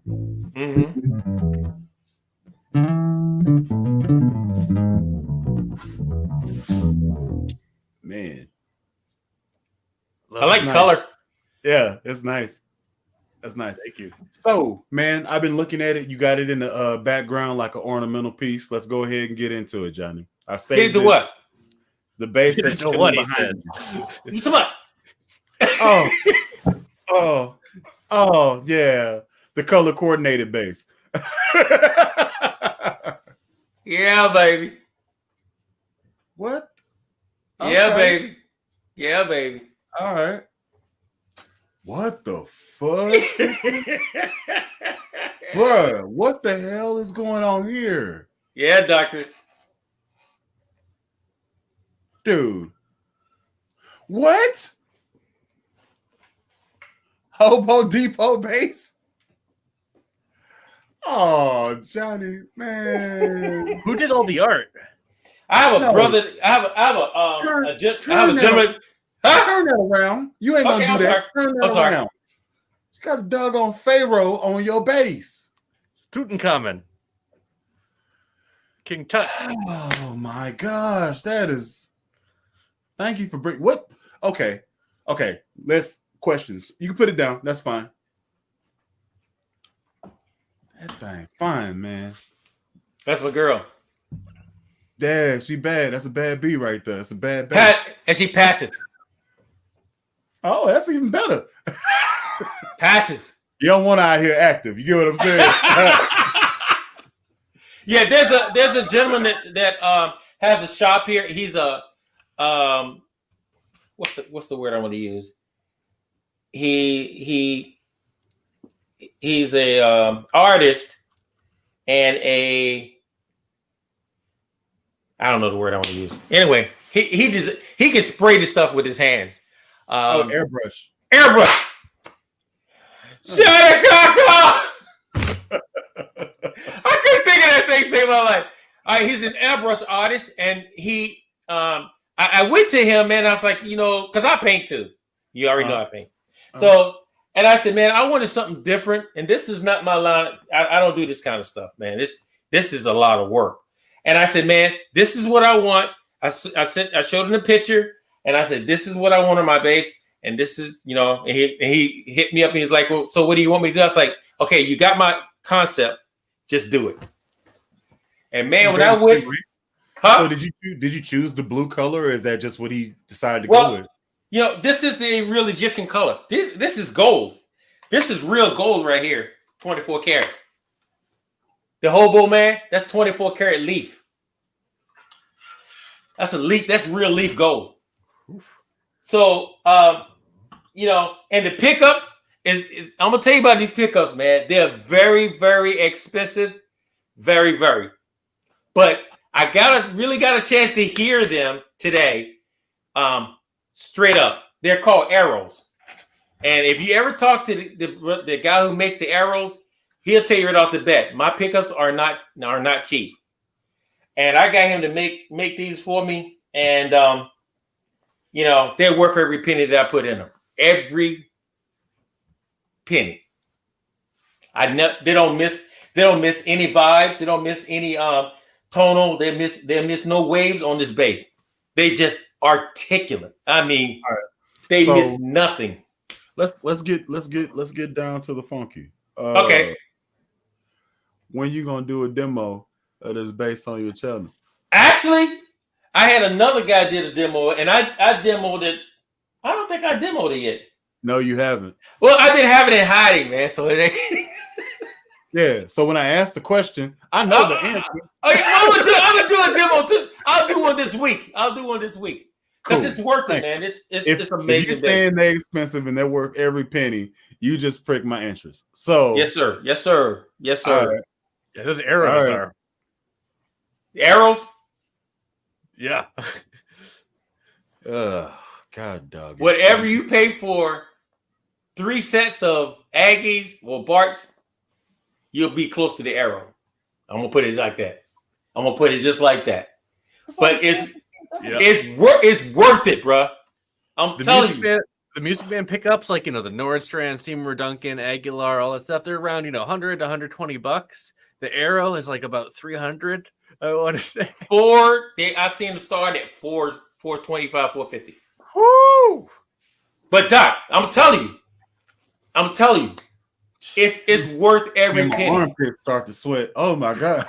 Yeah, I was sweating just before I said it, man. I probably was deodorant on the phone. But they're worth.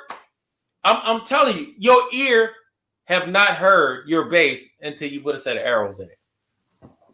And I'm an EMG. I am a Seymour Duncan man. I love Lenny Fralins. I love all these pickups, man. But when it comes to something I want to hear that I haven't heard from my bass, I put a set of Arrows in there, bro. I have to work, do a couple jobs. Look, couple 30 jobs to get them. But couple 30. I ain't doing a couple 30 jobs. All right. But once I got him, once I pay him for it, he sent them to me. I already hear the difference. I immediately hear something that a lot of people don't hear. That is I'm telling you, they're the most cleanest pickups I heard in a long time. And now a lot of people like Reeves, James Reeves or something like that. He got clean stuff, man. But you go ahead and bring your wallet out for that, Jordan. Bring them out, bro. It's worth it though. I tell anybody, it's worth it.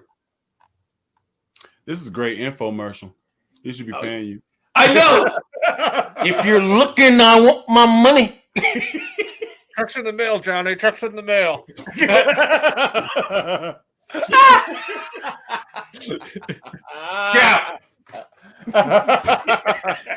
So, question is asked, Johnny, do you have a favorite China-based manufacturer?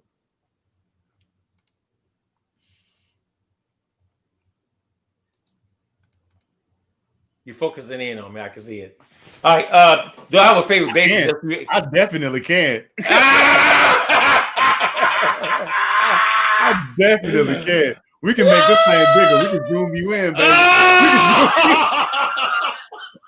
All right, so look. All right, so hold up. All right. So you're asking me, do I have a favorite bass? Is that what you're asking me? Kind of. I assume that's where you're going. All right. So, I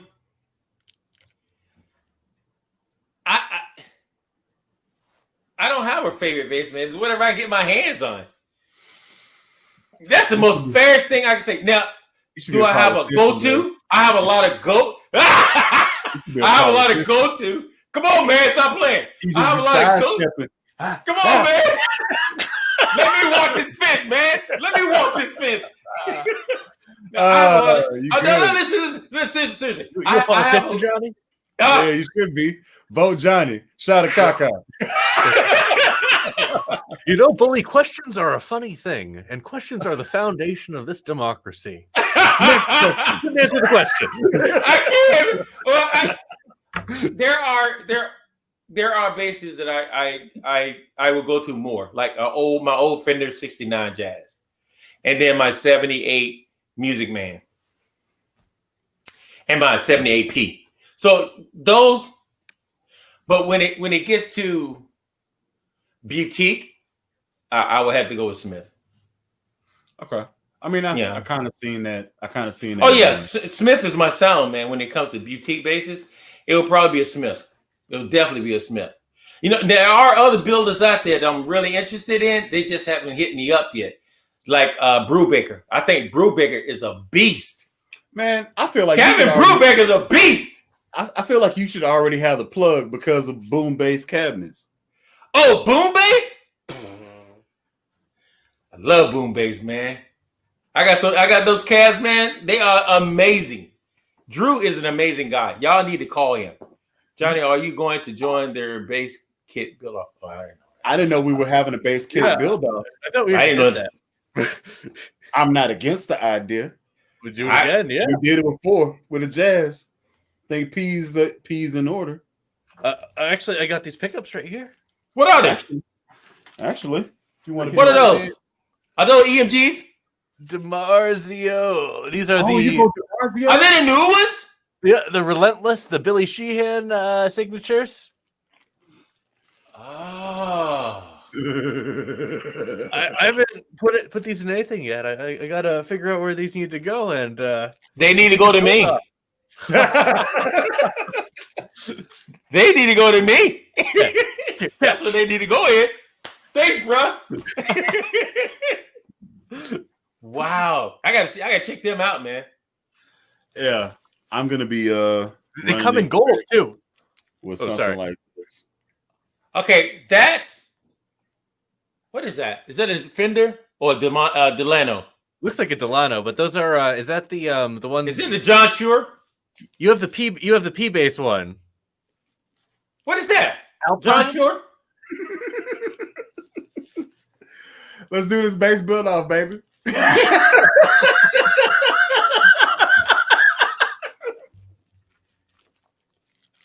Let's do it. On.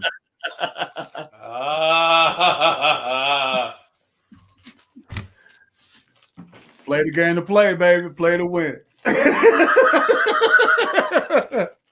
do it. Y'all boys got too many. Y'all got too many toys for me. What was that, man? No, don't give me that, man. What was that? What was that? What was that?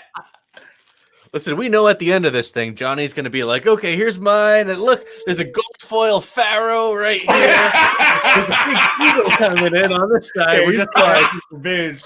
Oh, these 18 things? Yeah. Who's going to be in the background flying in? Talk about something. Yeah, dog. Yeah. Hobo Depot. Shattercock. Absolutely, man. I love it. Absolutely. So, bass mobs, Big Fatty. Oh, I put a set of those in a Mexi 5. Changed the whole thing. Mm-hmm. Clean, very clean bass. So the idea is to take no. Let's just wait on it.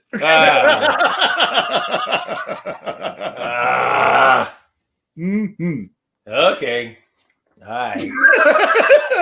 So if it happens, it happens. If it don't, I guess you'll find out later on next year. All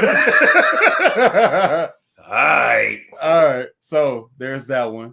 We talked about Are There Pre's. I'm just trying to run through these questions because a lot of people have been talking. Watching people restring guitars and strings, not a lot of basses.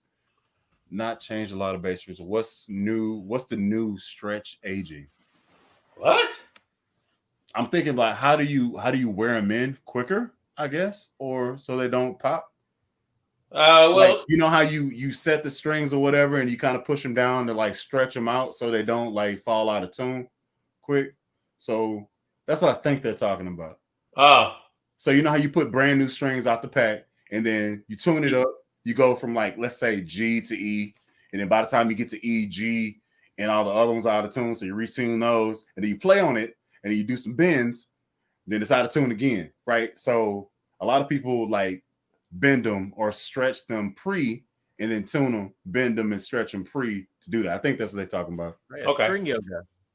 Yeah, I think that's what they're talking about. Oh man, let's see. So we got another person that likes maple. Everybody rocking with maple. I don't understand why. Hey, Bully. Hey, you know what strings that doesn't happen with is those MJC Ironworks. You know those MJC Ironworks. You just throw them on.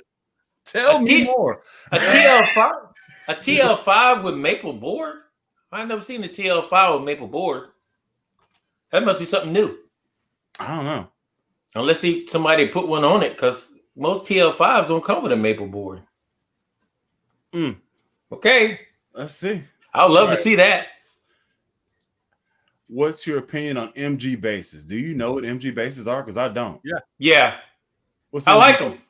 They have their own sound. You know, they're more boutique than anything. You know, you got to have an ear for it. Some people ears are not well tuned to boutique basses that they can play them every day. but the AMG has a really in the middle kind of sound. It has its own voice. I really kind of like the AMG bass. I don't own one. I've seen a couple guys play them and stuff, but from what I heard, they sound pretty good. Anybody play the Orange? Not Nope. yet. Orange what? Orange Amp? bass. It's like a little P Orange bass. Orange Yeah, comes well, out and has a bass. Like I didn't know that. This little P bass thing with like a Les Paul kind of body. Nah, I haven't played one.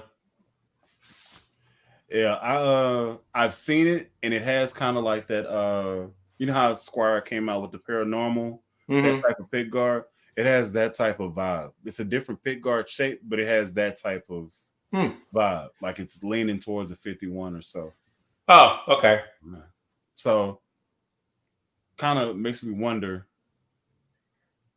how they came up with it and what are they trying to do? Because Orange is British, right? So it has like their roots is rock, right? But they came out with a P bass.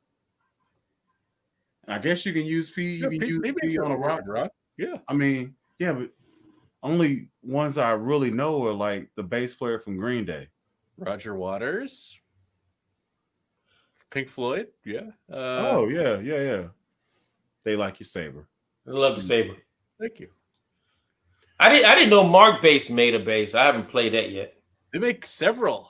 They have the two different lines of the Richard Bona series, the Kimandu and the Katmandu or something, and then they have a jazz bass thing with a P body. I saw the green one that somebody brought out. That's the Kimandu, the Richard Bona signature. Oh, okay. I haven't played one. Anybody played one? No. Yeah. No joke, baby. No joke. I have not been out in the world. Let's see. Man, Ooh, that's a good question. I'm going to get there in a second. What's your opinion on hobo basses? Let me see. Shut a cucker. Shut a cucker, bro. Say no more. Shut a cucker. That's what I think about hobo basses. God. Nobody likes Rosewood except me. That's crazy. Okay. I don't hate Rosewood. It's just that I love Rosewood. I hate mismatched headstocks, and often, it's just a personal thing. Like my Cutlass has one, and I love that bass. But outside of that bass, like I hate when you have a painted body, a Rosewood board, and then an unfinished headstock. It's just a thing. I feel like the headstock needs to match either the fingerboard or the body color. Just me. I ain't got that for you yet. Just me. I mean, but look, so when you get to the collection that Lobster has, you have to start not looking at basses as instruments. You then have to start looking at them as individual, separate, special pieces or works of art. I would say you have a lot of concubines. That's what I would say, man. I would not want to make either one of them mad. So wait, oh my goodness, you sitting there with the King Tut bass, and you mess around with you mad at him because he a pharaoh too. Man, he's a real pharaoh though, man. Look behind him. Look behind him. Are you so stupid, Michael Jackson? Whatever. That was funny. Let's see. Better budget.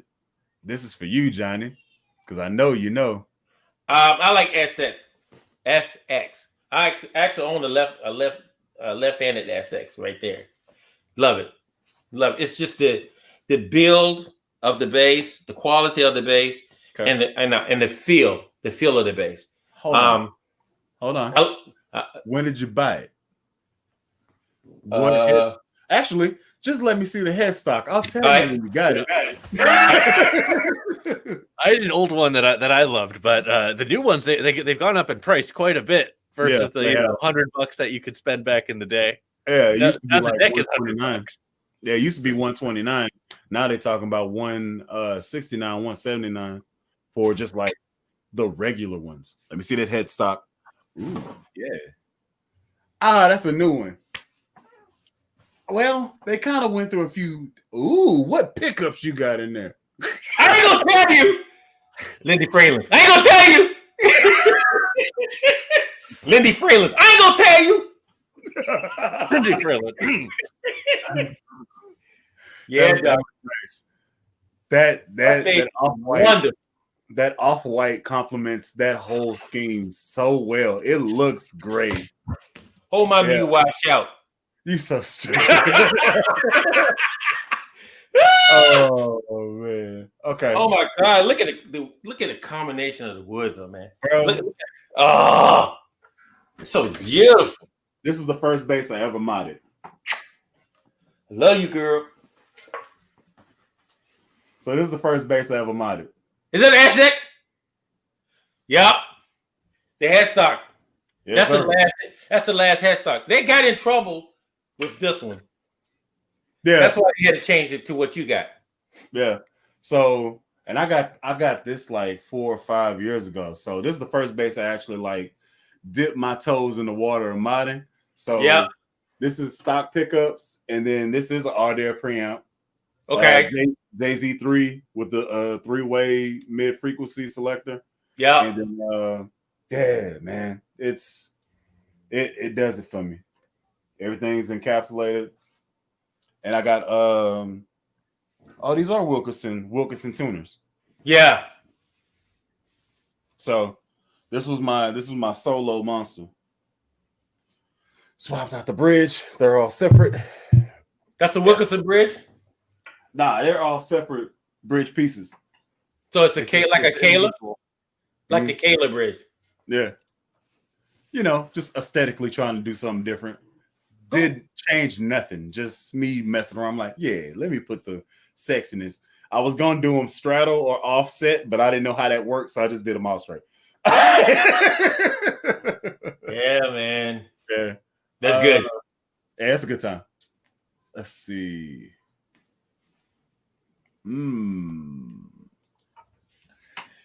Throw that up in the air. That's 2 different camps. No. I'm ready to go SWR. That's what I use every day in the shop. Shout out Kaka. SWR LA12. Oh, LA12? Yes, sir, buddy. Yes, sir. That's what all my videos are done on the SWR LA12 with no horn. Well, my horn went out. Well, I've seen you go through your boom bass 12. Oh yeah, now I went through those too. But that's outside. That's outside though. Okay. Or either in the studio. But when I'm in my shop, that's a SWR LA12. And the horn is blown in. And I got the horn sitting on top of it. I ain't put it in yet. So because you kind of don't need it.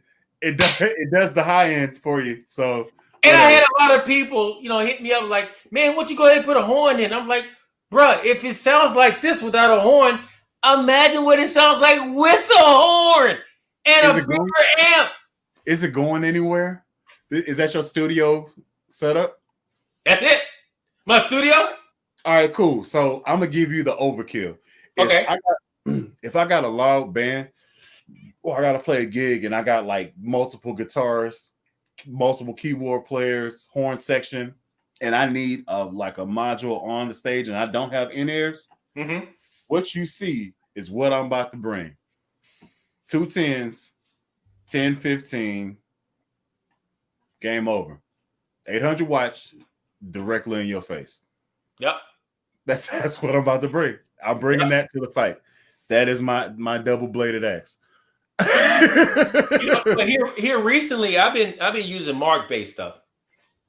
I think, and it's not that I'm leaning toward Mark bass, but it takes me back home to it's like the offspring of an SWR without the weight. That's my opinion. I can't lift anything heavy now, man. I don't want to. I'm too old for that. Get you. Have you played through a Rumble? Are you kidding me? The 500s are a beast. I'm surprised you go Mark bass over, because this is the lightest thing in the game. Mark bass, I love the quality of Mark bass. I love the quietness of it. When I say quietness, I don't mean there are like my boom bass cab. It's a boutique cab, and what it does it over extremely well. So I have to be very careful with that cab because I can get lost in it. You know what I'm saying? Because it makes your bass sounds like it takes it from here and takes it here. And so I don't, I have to be careful because I had to get to the gig really, really early to make it calm down. Okay. And I love that about the boom bass cab. But when I get, if I'm running a little late or not a little late, if I'm running late, and I normally try to get to a gig an hour early. I normally take my Mark bass cab because they're settled. They don't, they don't take a lot they don't eat a lot. You can put a lot on them and they'll take it, but they still subtle. They real subtle. To me, they're kind of old school. Okay, so for the ones that I've played in, the 210 kickback, typically, they have like a amp modeling knob, and it's two of them. It's like a VLE and a VLC. Yeah. Blending those things gave me anxiety. I was like, to hell with the whole thing. I don't. Yeah, but I use a Randy Jackson, so I'm all tube. Okay. Yeah. So is that a 15? 15 in the tweeter?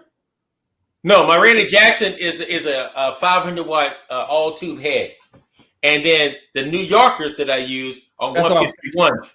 151s. That's what I was thinking about. I was thinking that was it because I was in Guitar Center and I seen that stack, and I thought that was just the Randy Jackson. Oh yeah, Doug.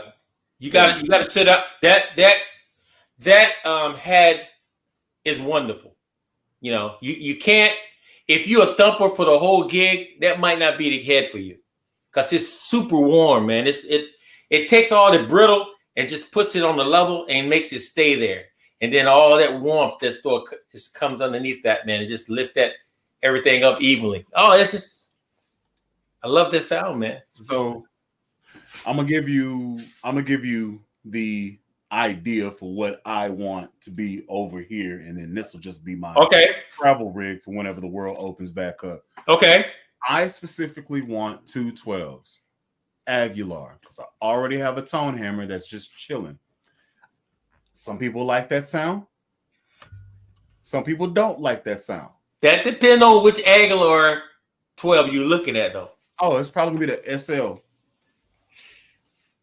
If you play a DB, you'll never touch the SL. I'm just saying. Yeah, man. DBs are like the first voice to me of Aguilar. I have the DBs. I have the DB 110s. I mean 112s. I have two of them. And I'm gonna tell you right now, Doc, once you play through them, I'm not the DB, the GSs. The GSs. The DBs are really cool too. But the GS, do me some doggone research. That's what I'm about to do. Check out what you need to do if you can get to a candy store. Is to check out a DB and a GS. I prefer the GS. I do have the DBs too. The DB's a little bit brighter, but the GS are really rich and warm, and they stay right here. They don't move. Like the DBs has a tendency to go up a little bit and then hit you up from the top. Where the GS is like all the time, right behind you, man. Right there. I've seen these before. I just never got my hands on one. Okay. You need to play one. Play one. I'm telling you. You change your mind. I'll still love the DBs too, but the GSs, man, they're the older ones. GS are the older ones. I appreciate your input, sir. Oh, absolutely, man. Yeah. Okay. So back to the show. I got this down on another. I figured you did. No, the monitor. Yeah, I got to read about you. I got to do research now. Mm-hmm. All right. So coming in. Glad y'all like maple. More rosewood for the rest of us. Rosewood all the way. Grain on some rosewood is beautiful too. Okay. I want one, both ebony and a maple one. Full range of tone. Okay. Okay. And then the rosewood on a 90s Fender jazz bass. Okay. Let's see.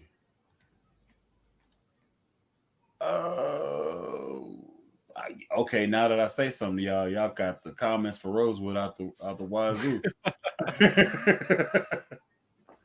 Let's see. Let's go here. SWR Red Face. Yeah. Oh yeah. Play one. Okay. Oh yeah. They're a little on the heavy side though. If he's talking about the combo, you're gonna have a good back to take it around. But it'll do everything you wanted to do, and then some. Let's get into the discussion. Oh, TL, TC.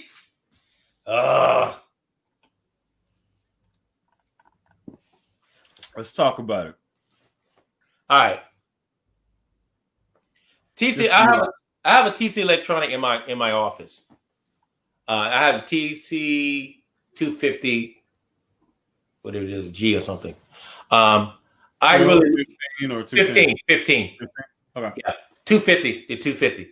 I like that. I took it out on a church gig, and it did well, but the choir was really strong, so I had to bring it up. I had to actually almost max it out to make it do something really, really important for me. But at home in my office, it's fine. I mean, it does everything I wanted to do and then some, and it's very clean, very articulate. It does what it needs to do. But you have the tone print, so you can get to add a little. Yeah, you can take the phone. Yeah, take a regular phone and do a tone print on it. Yeah, just and boom, you got a different tone print. It's a great concept. Well, you can do it on the Fender too, the 800. You know, from my understanding, you can do it on the 800, the new, Rumble 800. But there's a whole Fender amp thing, and then like you link it to your thing, and you can actually change your tone even if you're away from it because it. Oh, absolutely. By Wi-Fi, it's pretty cool. I bought it twice. Like I bought it, brought it to a gig. Dude heard me. He was like, "Hey, I'll give you $1,000 for it," and I was like, "But I need it." He was like, and he pulled it out. He was like, $1,000. I want that amp. You know, you can buy this for $800 online, right? He was like, I got a gig tomorrow, and I need that amp. Can I add another cab to it? You would walk away with that amp for $1,000, bro. Oh, I did. I know you did. You better. I bought it twice. I was like, cool. I'm gonna buy that bass, and then also I'm gonna buy this amp again. Yep. So that's the origin story of Pinky. Just in case you didn't know, Lobster. Pinky is our first bass build. Yeah. He built Pinky. I built Surf and Turf. Yeah, it went pretty good. Let's see. Yeah, I gotta run. I gotta go feed the animals and stuff. Yeah, man. I was gonna end this. We had 2 hours. I kept you a whole hour longer than I wanted to. Wow. Man. It went by fast, man. Yeah, talking bass, dude. That happens. I love it, man. Wow, that's great. So I'll go ahead and do this. I will say thank you to Johnny Lee Long. Thank you to Lobster. Yeah, man. I'm gonna stay on and try to answer some questions. So the people that actually ask questions want to talk about it can. And y'all feel free to, leave and do what you got to do.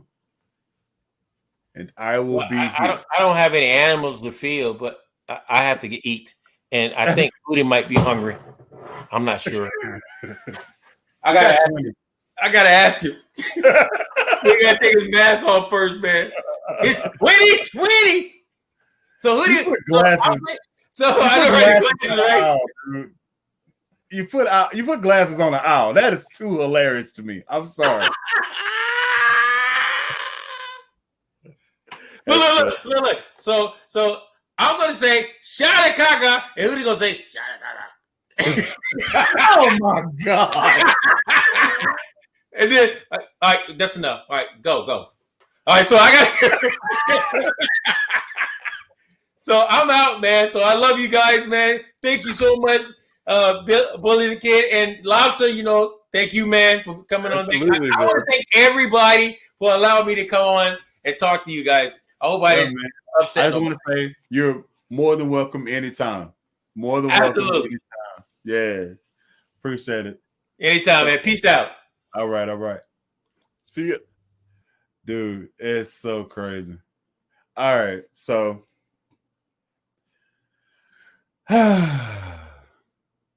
good people, man. Let me go ahead and hit up some of these cats. Let's see what we talking about.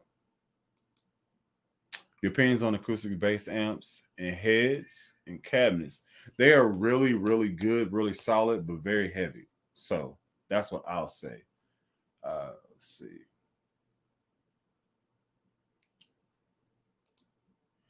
If you're a musician and you call someone doc, that means you play in church or you played in church.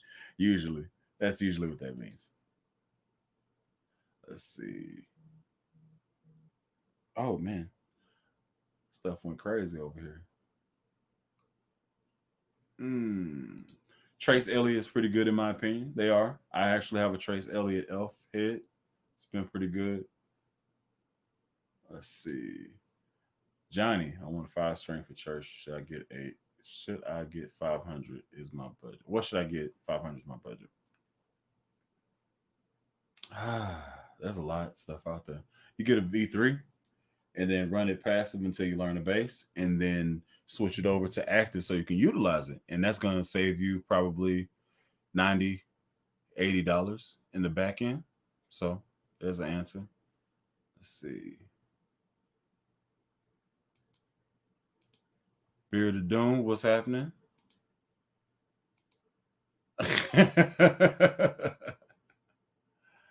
All right. Let's see. Never been on Twitch. My job has been. Okay.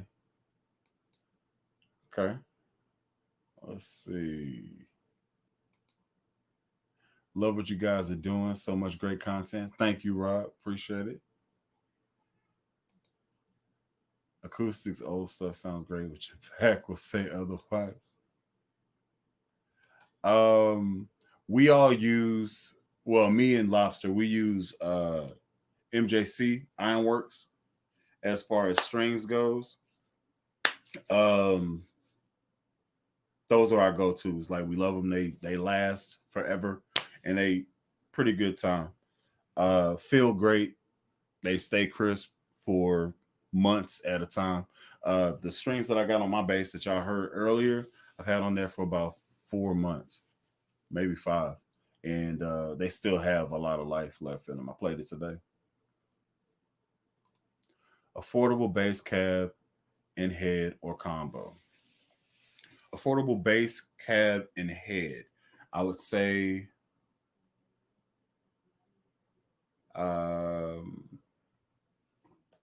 get you a Fender 115 and a TC Electronic. I think it's a BH250 head, or I think they have one that's lower than that doesn't have the tone print.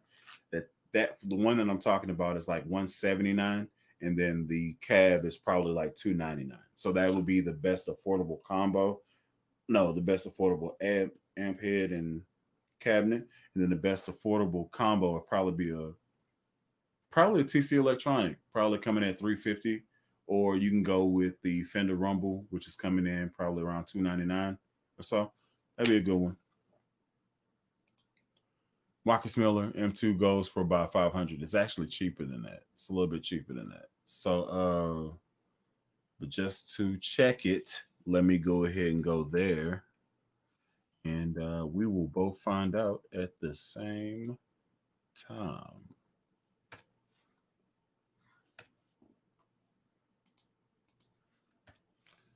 We will find this out.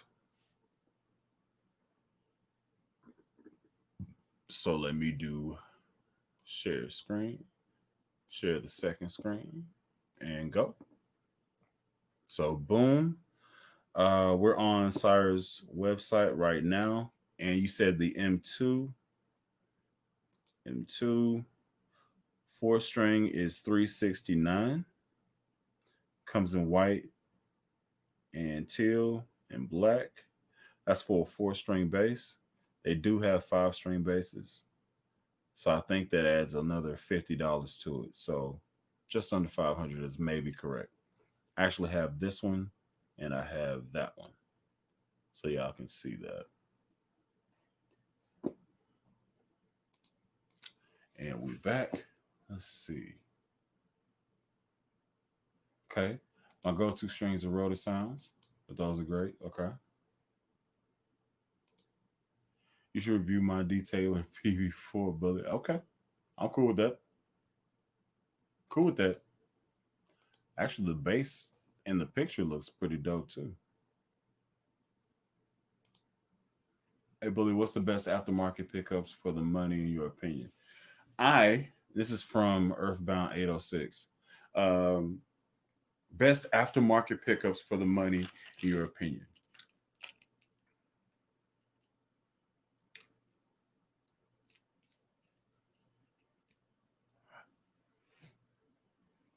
Oh, if you're saying it depends on what bass type you're using. So if you're saying Music Man, I would say Aguilar AG4. That's what I would say. That's just my opinion. As far as price goes, I think it's right at $100, but it changes the dynamic of a bass drastically. So that's what I would say in that regard. If you're saying P bass, quarter pounder all day, Seymour Duncan all day. If you're saying jazz bass for the money,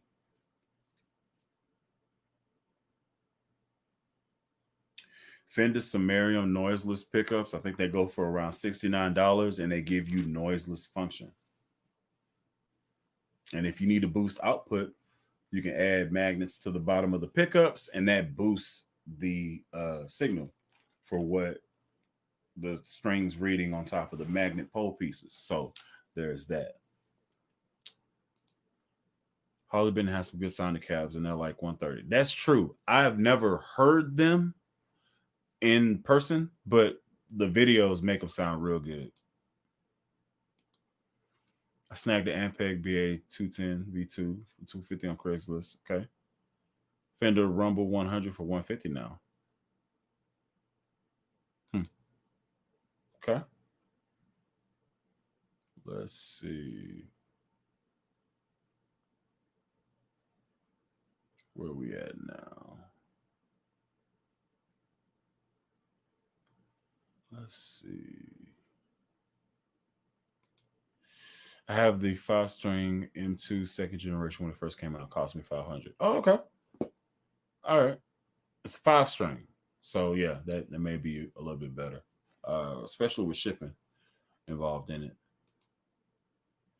Would you ever like to own a Rickenbacker? One day, whenever I've established myself and I no longer have bass needs or financial obligations, I will spend that money and buy Eleanor, which are my high tier basses just to have. If you don't know what that is, it's a ivory gold pole piece, sterling double humbucker Music Man. It's one, and then a blue 4003 Rickenbacker bass. Those are the last two pieces of the puzzle that is Bully. I got a Epiphone Thunderbird. I had the Gibson. I didn't like how it sounded. Got the Epiphone. I feel like it sounded better. So I got the Epiphone goth bass, and I was like, yes. But that's for later on down the road. I think I'm going to probably chill out next year buying basses once I get the next monstrosity, the next installment of the BTK5 bass, which is coming soon. Y'all tighten the hatches. And also, I got to change the strings, and a demo and review of my BTK5 bass will be coming and stuff like that. So y'all stay tuned for that. Let's see. What happened to the Dream TC electronic rig?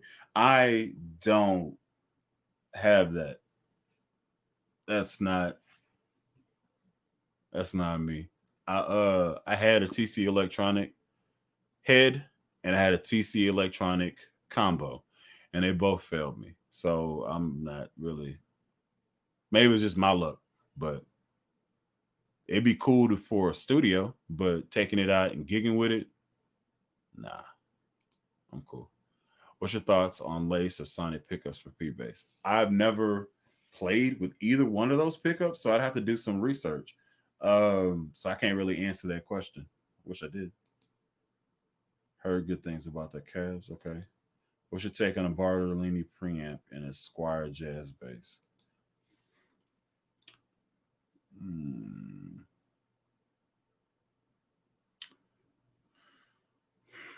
Let's look at it one more time. What's your take on a Bartolini preamp and a Squire jazz bass?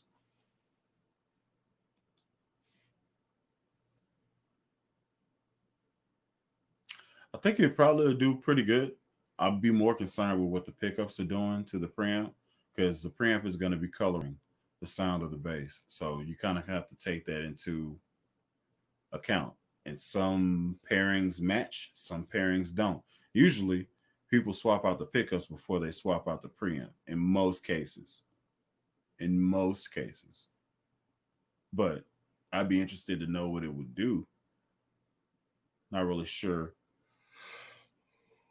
because Squire jazz basses aren't really, known for, especially on the pickup tip, not being A1 top tier. So I think it would probably be, assuming that you got it, great if you got it. But if you don't, you're just wondering if you want to swap something out, I would definitely look at the pickups first. That's just my opinion on the whole thing. Let's see. Bass needs. I'm assuming what does a bass player need? Okay. You need a tuner, you need an extra set of strings, you need tuner, extra set of strings, strap, batteries, if you're 18 volt or 9 volt batteries, amp, cord. That's everything I have in my backpack, except for a DI. I have a portable DI that I take to just if the church I go to doesn't have a DI, and I got to go direct in with no coloring and stuff. So I have my own that I could plug into their PA system, and then boom, send my signal the way I want to hear it out. So yeah. Thank you so much. Appreciate it. Affordable 5-string. Ibanez Talman 105.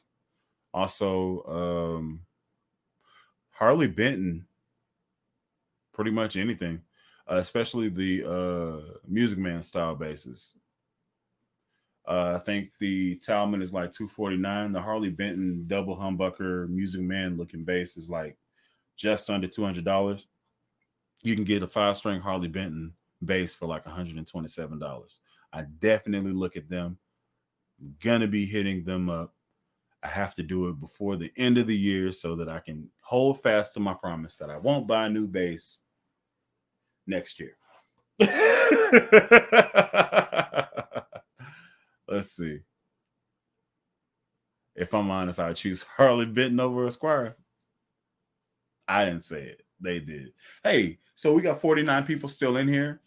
If y'all could y'all hit the like button on the video because it actually helps me with metrics and all that good stuff. So if you're watching, please do hit the like button for me. Hope y'all enjoyed the show and all that good stuff. I'm just trying to go through the questions and talk to y'all and stuff like that. Bully the orange slab bass in my profile pic has sonic noise. Excellent in my opinion. Okay, cool. I like Squire though too. Okay. Yes, I actually have one. Where you at? Where'd it go? Right there. Nope, right there. There. This is actually the copy of that bass that you're talking about. I think.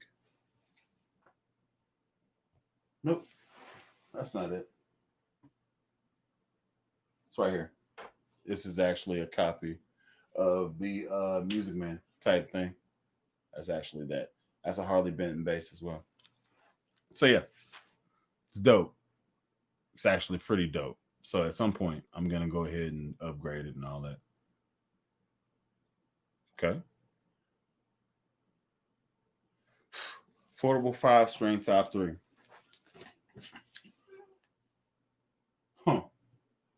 Harley Benton Music Man copy. This is an Alan Eden Disciple 5. This one is $400 with a case. It's very important. And then I would go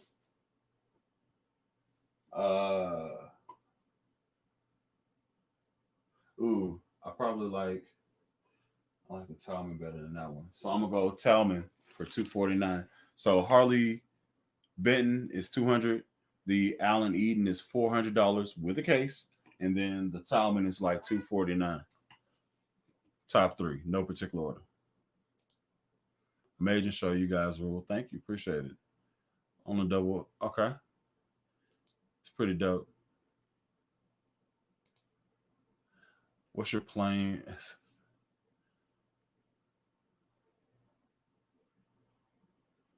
I have no idea what you're trying to say. I got mine for $260 ship already included. Avengers Square cost me $300, not a bit more. Yeah, I got mine for probably around. Well, I got it with another bass. I got it with this red bass right here, this 51. So I ended up paying like $430 because I got some chords and tuners and the DI boxes and stuff like that. So I ended up paying like $460. But yeah, so now there are 48 people still here, and I thank each and every one of y'all for watching. But so that I don't belabor the moment, I'm gonna go ahead and end the stream here, and hopefully next week I will be back doing another bass hang. Hopefully, maybe Lobster drop back in. Who knows what'll happen? But till then, y'all be easy.